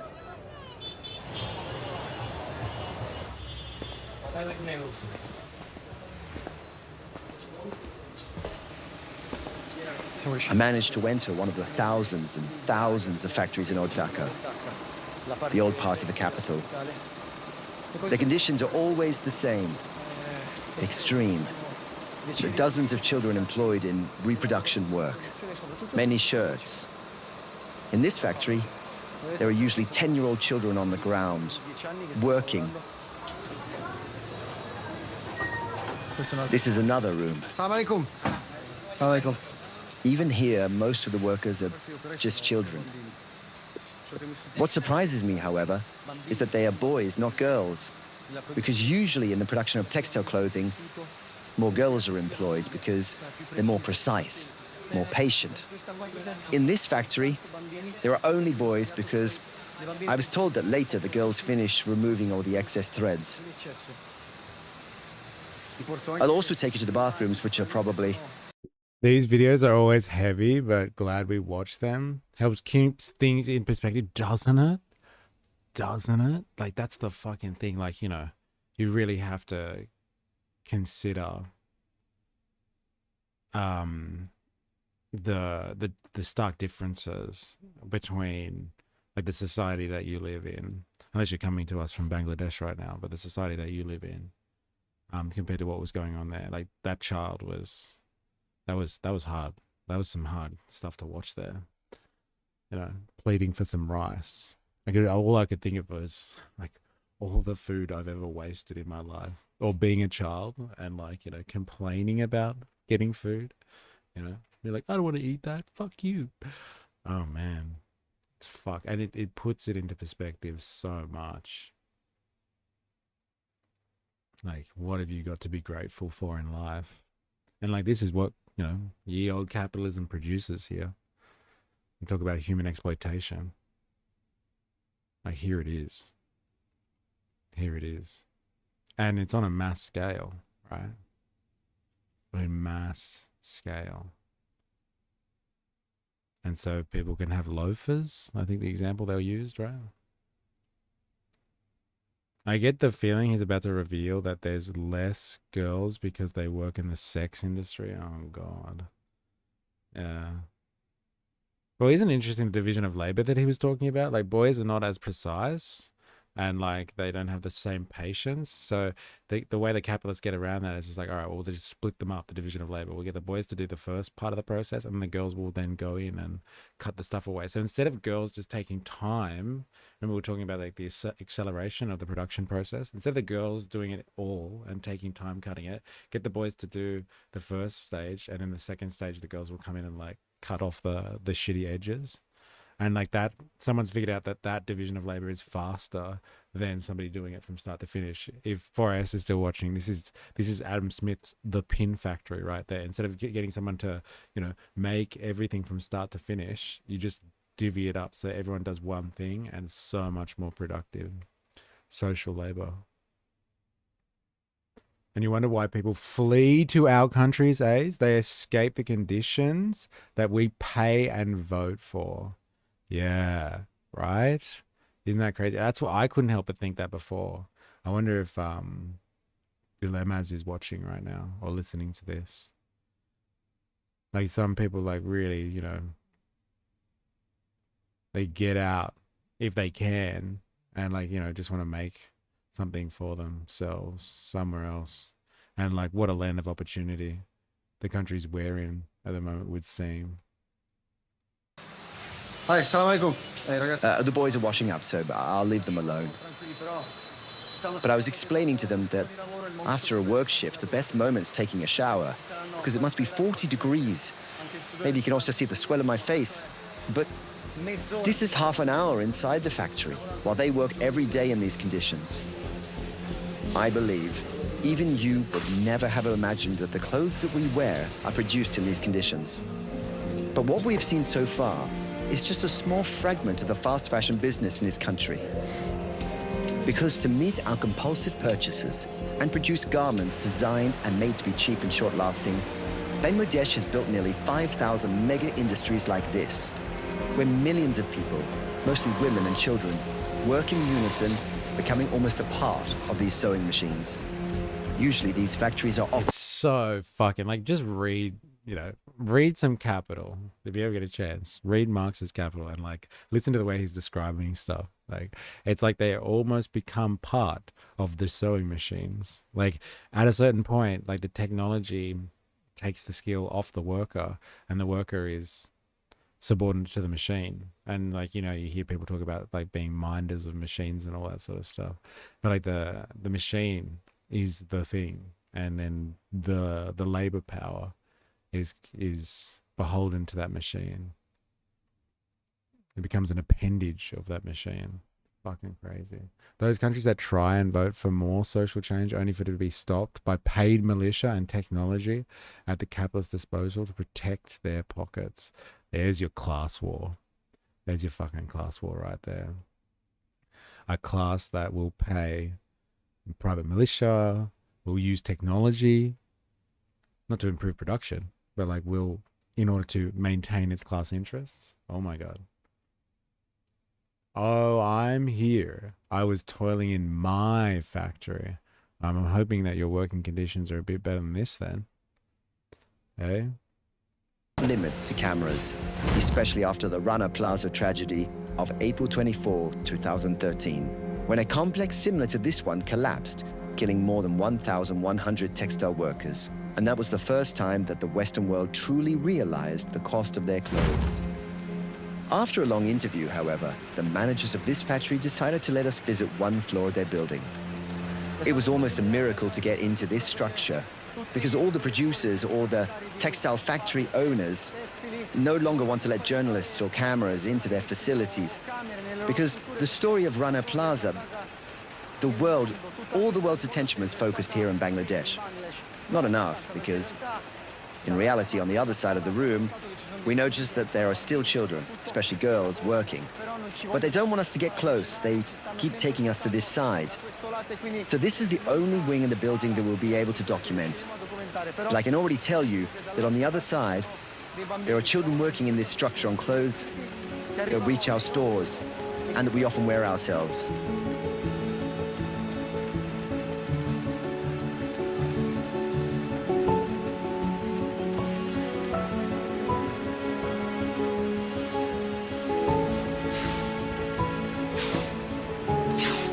Most of the workers here are young women from rural areas, which are the poorest parts of the country. In fact, they move, leaving their families at a very young age for the lowest wage in the world, 20 cents an hour. But I did not come all the way here to do another report on fast fashion. The real goal of this mission is, in some ways, more challenging: to find the girls and boys who work in these factories and listen to their stories. After days of searching, thanks to the help of a woman who works for the community, we managed to meet Juri, a wonderful 12-year-old girl who's been working in the factories for a long time to help her family. Hello. Hello. My name's Giuseppe. My name is Jui. Oh. We've arrived at Juri's house, where this girl will have the pleasure of speaking with us. She's invited us to her home because she wants to tell us her story. This is actually a typical house in the slums of Dhaka. As you can see, it's very small. The lady was already explaining to me that here Jui lives with her parents and her siblings in that bed. The bed is tiny, but they all live and sleep here. Another curious thing is that they have a refrigerator. They have food in the house, but it is shared with all the neighbors. And this is the kitchen. Here they cook, here they store food. As you can see, there are also grates to prevent rats from entering. There's another very interesting detail that helps me understand the lives of these children better. The bed is elevated with these bricks to first create a sort of storage space, but also in case there are floods, so they're not soaked or rather flooded by the water that would enter the house. Clearly, the conditions are precarious, but especially the factory workers around here live in these conditions, and we're privileged to enter one of these houses and listen to Jui's story, because I'm sure it will be similar to many other stories of many girls and boys working in these factories. This is me. This is my younger sister, and that is my brother. This is you, Jui. This is me. Okay. Who lives here with you? Bangladesh is one of the countries most impacted by rising sea levels. Yeah. I remember when I read a bit about the history of the East India Trading Company when they came in and they went after Bangladesh. It wasn't Bangladesh at the time. I can't remember what was the name prior to Bangladesh. But yeah, like that part of the subcontinent.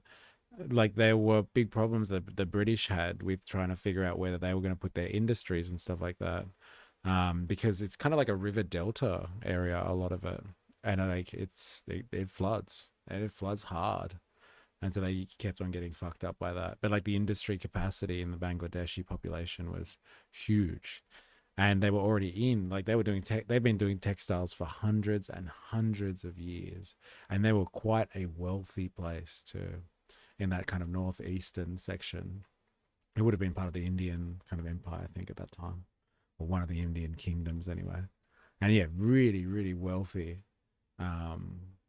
place with incredible industrial capacity. And when I say industrial, I do mean like kind of handicraft stuff. They're using their hands and working, but they're like working and creating a lot of textiles. Textiles has always been a big part, I think. But yeah, the British had a big problem with the flooding there. But so I'm not surprised when you say if sea level rises and like that changes any of these types of areas, would be incredibly affected, right? It's crazy. My sister and I stay here, and my parents sleep on the floor. And where are your parents now?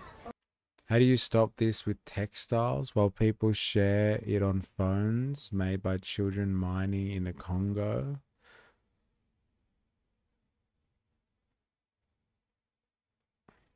How do you stop this with textiles while people share it on phones made by children in mining in the Congo?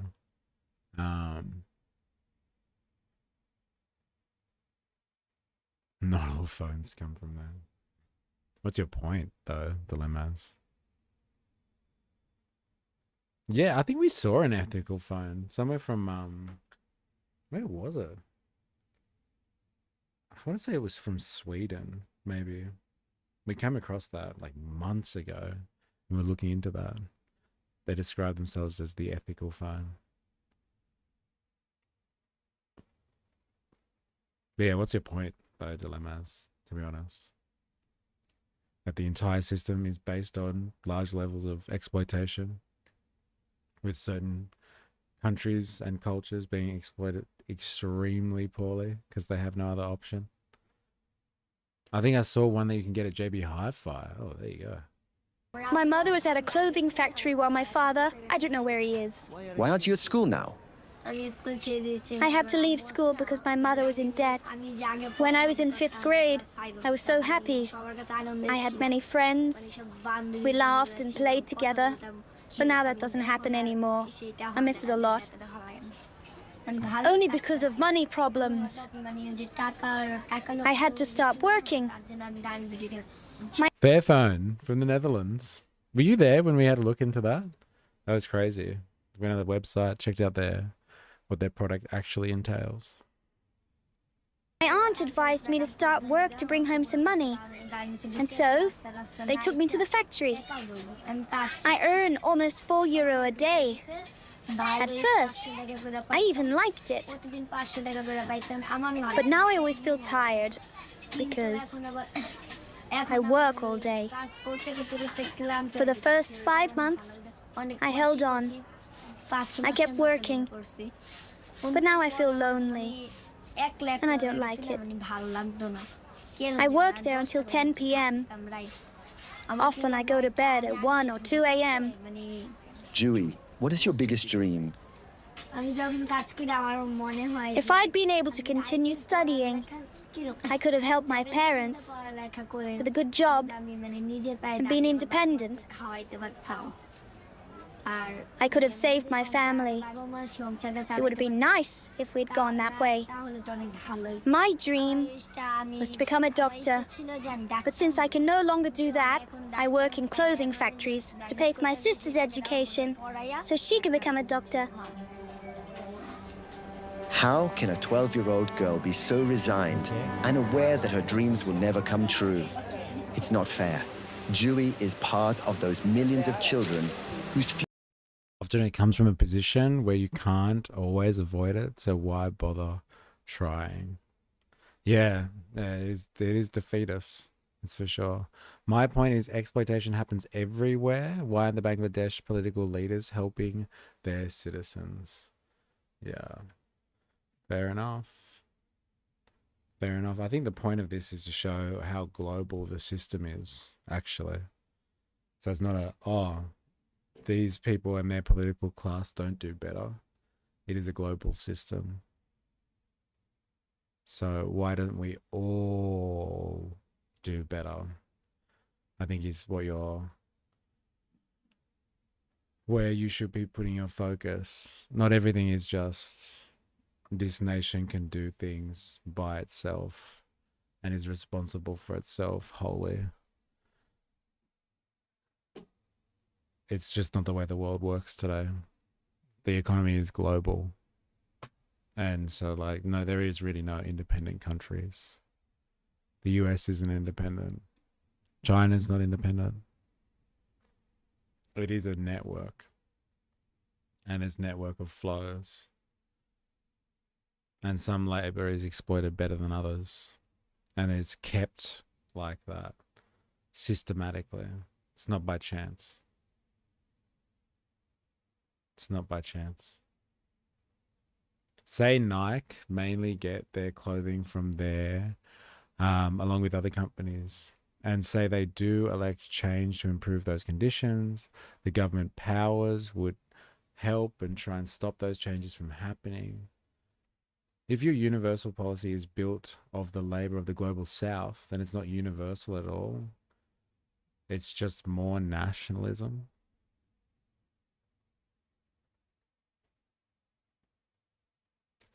And if their customers don't care, they kind of have the approval of the country to do those unethical things. Yeah.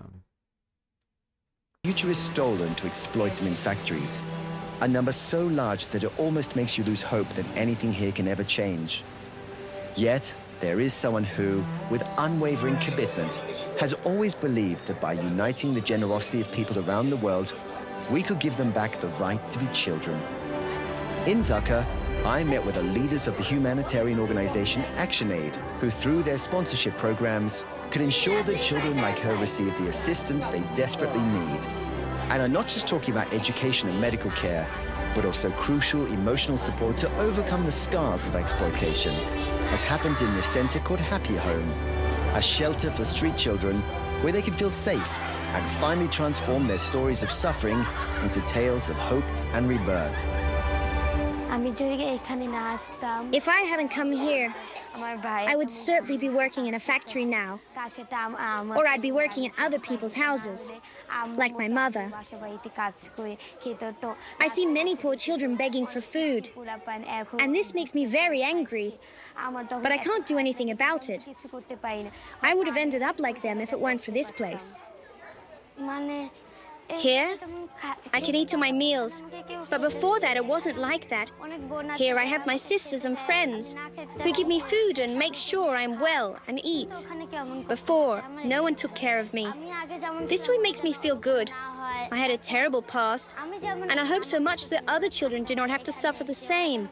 I hope they all come to live here to feel as good as I do, and that they can study. I couldn't before, and neither can the children who are still outside. I've received so much support here that I wish you could reach them too. Before leaving, Sanjida, one of the leaders of ActionAid in Bangladesh, wants to give me a unique moment with the children sponsored from afar to realize what it means for them to have a distant friend who loves them unconditionally. What are you drawing me? What is this? It's a house. And this? This is my friend who helps me from afar. And who's this? This is me. And this one? My younger sister. What are you doing? We're drawing. Drawing, okay. You know, this is not a drawing. This is a trust. This is a bond between her and her friends who is living afar and supporting them as a sponsor. These children have lots of possibilities and they are getting the chance to draw, to study and to go to school. But you know, you have seen that there are so many children who don't have that opportunity. We try to give a safe place for all the children here. Our mission and ActionAid and my personal mission is to see that no child left behind. You know, we go door to door every day and see that if any child needs our support, they need anything from us. But it's not acceptable that the children are working in different places. You already see that they are working in the factories like a machine only for food. It's our responsibility to give them a life, a good life, a happy life. I don't know how many people are they're working like machines just for food. It's a scathing critique of that system of work and labor, right? They work like machines for food. Imagine if a US president was elected on the promise of increasing the conditions of the workforce globally. You could see change. Yeah. In the current climate, I don't see that one happening anytime soon, though. But like, you know, it'd be impactful. But I don't know if the forces that are behind this, the forces of capitalism that are behind this, would allow that really to happen, you know. Yeah, they do it for their own people. Oh yeah. Or at least they use that rhetoric. Eh? Watching this video, but they need to believe that with child sponsorship support, they can change the life of these children. Sanjuda is right. Sponsorship can really change a life because not only do they receive material support, but also an invaluable treasure, the certainty of being loved and valued. And at this point, the most important question of this mission is for them: what is happiness? Singing, drawing, traveling, Playing football. chatting with my mother, with your kneecap, playing with balloons, driving in a car, playing with dolls, Playing cricket. toys, planting trees, singing songs, pizza, gathering. This is how happiness should be for a child. Simple, carefree. Unfortunately, on this journey we've seen that it's not like this for everyone. We cannot delude ourselves into thinking we can change the system these children are victims of.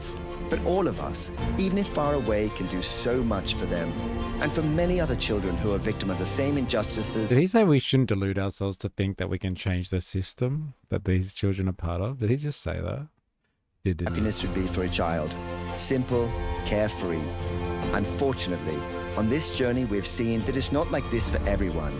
We cannot delude ourselves into thinking we can change the system these children are victims of. But He did. He said it.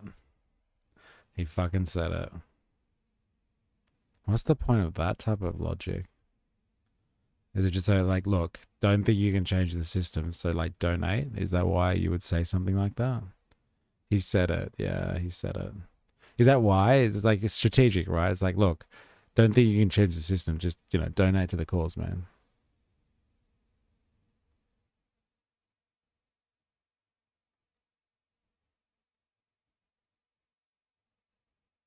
It was pretty defeatist, but like, it must tell me, like, I'm trying to look for meaning, you know what I mean, for us. Like, it must be like, hey, you know, you can't change this thing. Don't worry about it. Just, yeah, I don't know. Give this organization money. They'll fix it. all of us, even if far away, can do so much for them. And for many other children who are victim of the same injustices in India, in Cambodia, in Vietnam. We can sponsor them from afar and protect their right to healthcare, education, food and play. But most importantly, we can give them back their childhood, because no child should be denied it, and none of them should be forbidden from dreaming. Sponsor A Child from Afar. Change his life forever, and yours too. You can't change the system. Donate to us today. Yeah. I'm also so skeptical to donate to any organization because I don't really know where the money is going. Yeah, that is the $1 million question with this type of stuff, isn't it? You never know. Like, you can hope, right? But like, they really, like, how much of it goes there? She gives up her dream to become a doctor so her sister could become one. What manner of love? I know, right? 10 million views. It's from June 2024, this one. Childhood is a luxury. Very painful sentence to read.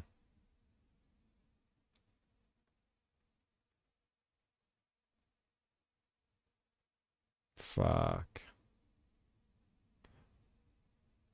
I'm from Dhaka, which is the capital city of Bangladesh. I want to say that this is the real story of our country. Our economy Our economy are growing day by day, but we can't imagine a day without child labor and these employers working with low wages, with a low wage. It is undeniable that we can't upgrade our situation to better. As a result, there are so many dreams are dying like dew.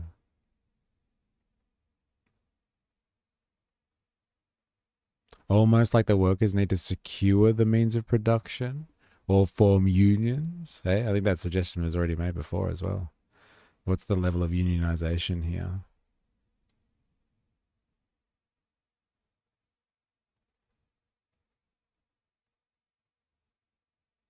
I love the quote. For what? To produce a jacket or shoes for people who don't need them?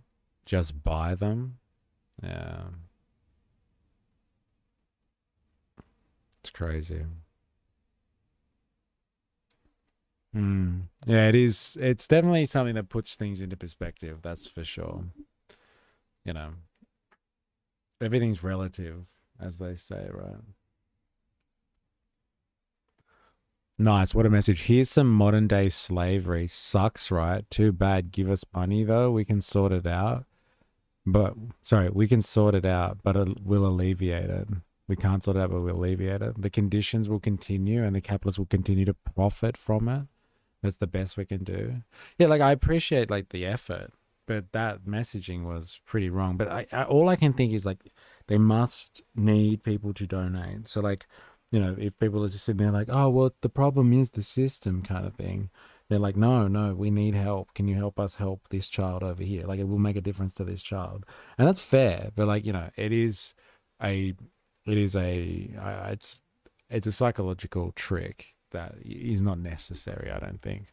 Like you had people when you started the fucking documentary in the first place. You had to trick people into doing stuff. It was weird. The language was just, it caught me off guard. The world leaders need to set the example. Demand more from our leaders. Yeah, look, you know, it's a really good point, actually. I just don't see things at this point in time as being conducive to an environment where we're really, you know, able to and are getting a lot of that type of benefit at the moment. It's all very hyper individualist stuff, hyper like nationalistic stuff as well. Like we'll all look after ourselves without any acknowledgement of the fact that we live in a global system and everyone really does depend on each other to survive. There's very, very few, if any, real independent nations out there, I would say, in this day and age. It's really difficult. Seems leaving a bad country for a good one just makes it worse for both countries. Shouldn't these workers fight for their rights rather than trying to flee? Well, like, of course they should, but like, you know, I don't think that was the comment before. I think the comment was like, it puts it in perspective why people do what they do, as opposed to just expecting it not to happen, like people not to want to migrate to countries where the systems that have been put in place are less exploitative or conducive to a higher standard of living. It makes sense why people would want to change, because the conversation is always about why would people want to move away. If you like your country so much, just go back there kind of thing. And a lot of people, it's not really a choice of like, I just want to leave because I want to be part of a new nation. It's kind of, they're looking for an opportunity. So like, yeah, absolutely. In an ideal case, shouldn't the workers fight for their rights?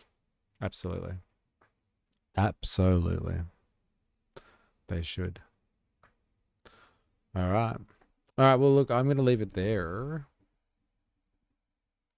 They should, but they don't. Whereas we had our eureka moment to fight back for the workers' rights. Yeah, look, you know, that was 200 years ago, man. And like workers didn't get rights after the eureka moment either. They actually had to continue fighting non-stop. The struggle is endless. And so that actually happened over a long period of time. The Eureka was a moment. It wasn't like we constituted at that point. We set up a Bill of Rights, and then from then on, forever and ever, Australians have had high living standards and good working rights. That was part of a process. If the Bangladeshis don't fight for their country, then who could? It's not about their country, though. You said before they got to fight. This is about workers fighting for their rights. Those two are separate things, I think. I think those things are very separate things. Because if you have people like transnational corporations coming in and putting the thumb on you, and ensuring the system is able to continue to exploit the labor, and it's not going to change without some type of economic struggle against that, then don't expect people just to be able to pick up and go crazy. When we had the Eureka moment, for example, 200 years ago, there were no transnational corporations like we have today that were putting the pressure on there. It was more just like kind of the motherland trying to extract resources from the colonial outpost. It was a different type of struggle. My point is the biggest advocates for workers' rights should be the workers of that country. I use the country as a broad term. Right, okay, fair enough. But they had the fight. Well, look, I guess you'd have to actually understand the history of this stuff in Bangladesh before you assume that no one's fighting. But like, it's not like we had the Eureka and then the next day we settled a new constitution and drafted a Bill of Rights. We still don't have that, to be honest. And so our rights can be taken away. And Howard did do that with work choices. He significantly impacted the Australian working class with all that sort of stuff. So it's not forever, to be honest. It's never forever. Not in this system anyway. As much as you think our history is what holds us together, like the more the working class is divided between right and left, the less we will have working rights in the future. That the system does produce. I'll tell you that much for free. Who controls the country's propaganda and funds their corrupt officials? A particular class, I would suggest. Voltaire. Thanks for hanging out today, everyone. We've covered some fucking territory, haven't we? Oh my God. From from FIFA Peace Prizes to meanings of the working class, and now to, reality checking. I think we might have to do this, we're going to have reality checks every now and again. It's important. It's very important to have reality checks. It just is. It just is. But yeah, thank you everyone for hanging out. If you've been lurking and watching, or if you're watching this after the fact, thank you. And like I said, if you're on YouTube, please hit the like button. It does help with search and discovery and all that type of stuff. But yeah, we are now going, if you're in Twitch land, we're going to be going over and doing a raid now. So sit tight. We are going to be raiding Indoctrinathan. So if you're able to, please keep hanging out. Indoctrinathan is ready to go. I'm going to make sure I'm ready to go. Yeah, I think we're good. Okay, we got some people ready to go. But yeah, thank you everybody. I do appreciate it. We'll be back tomorrow, same time, same place. And until next time, please remember, I am, you are, we are a mystery. I will see you on the morrow. Enjoy your time. Let's see if we've rated properly. It looks like we are in. All right.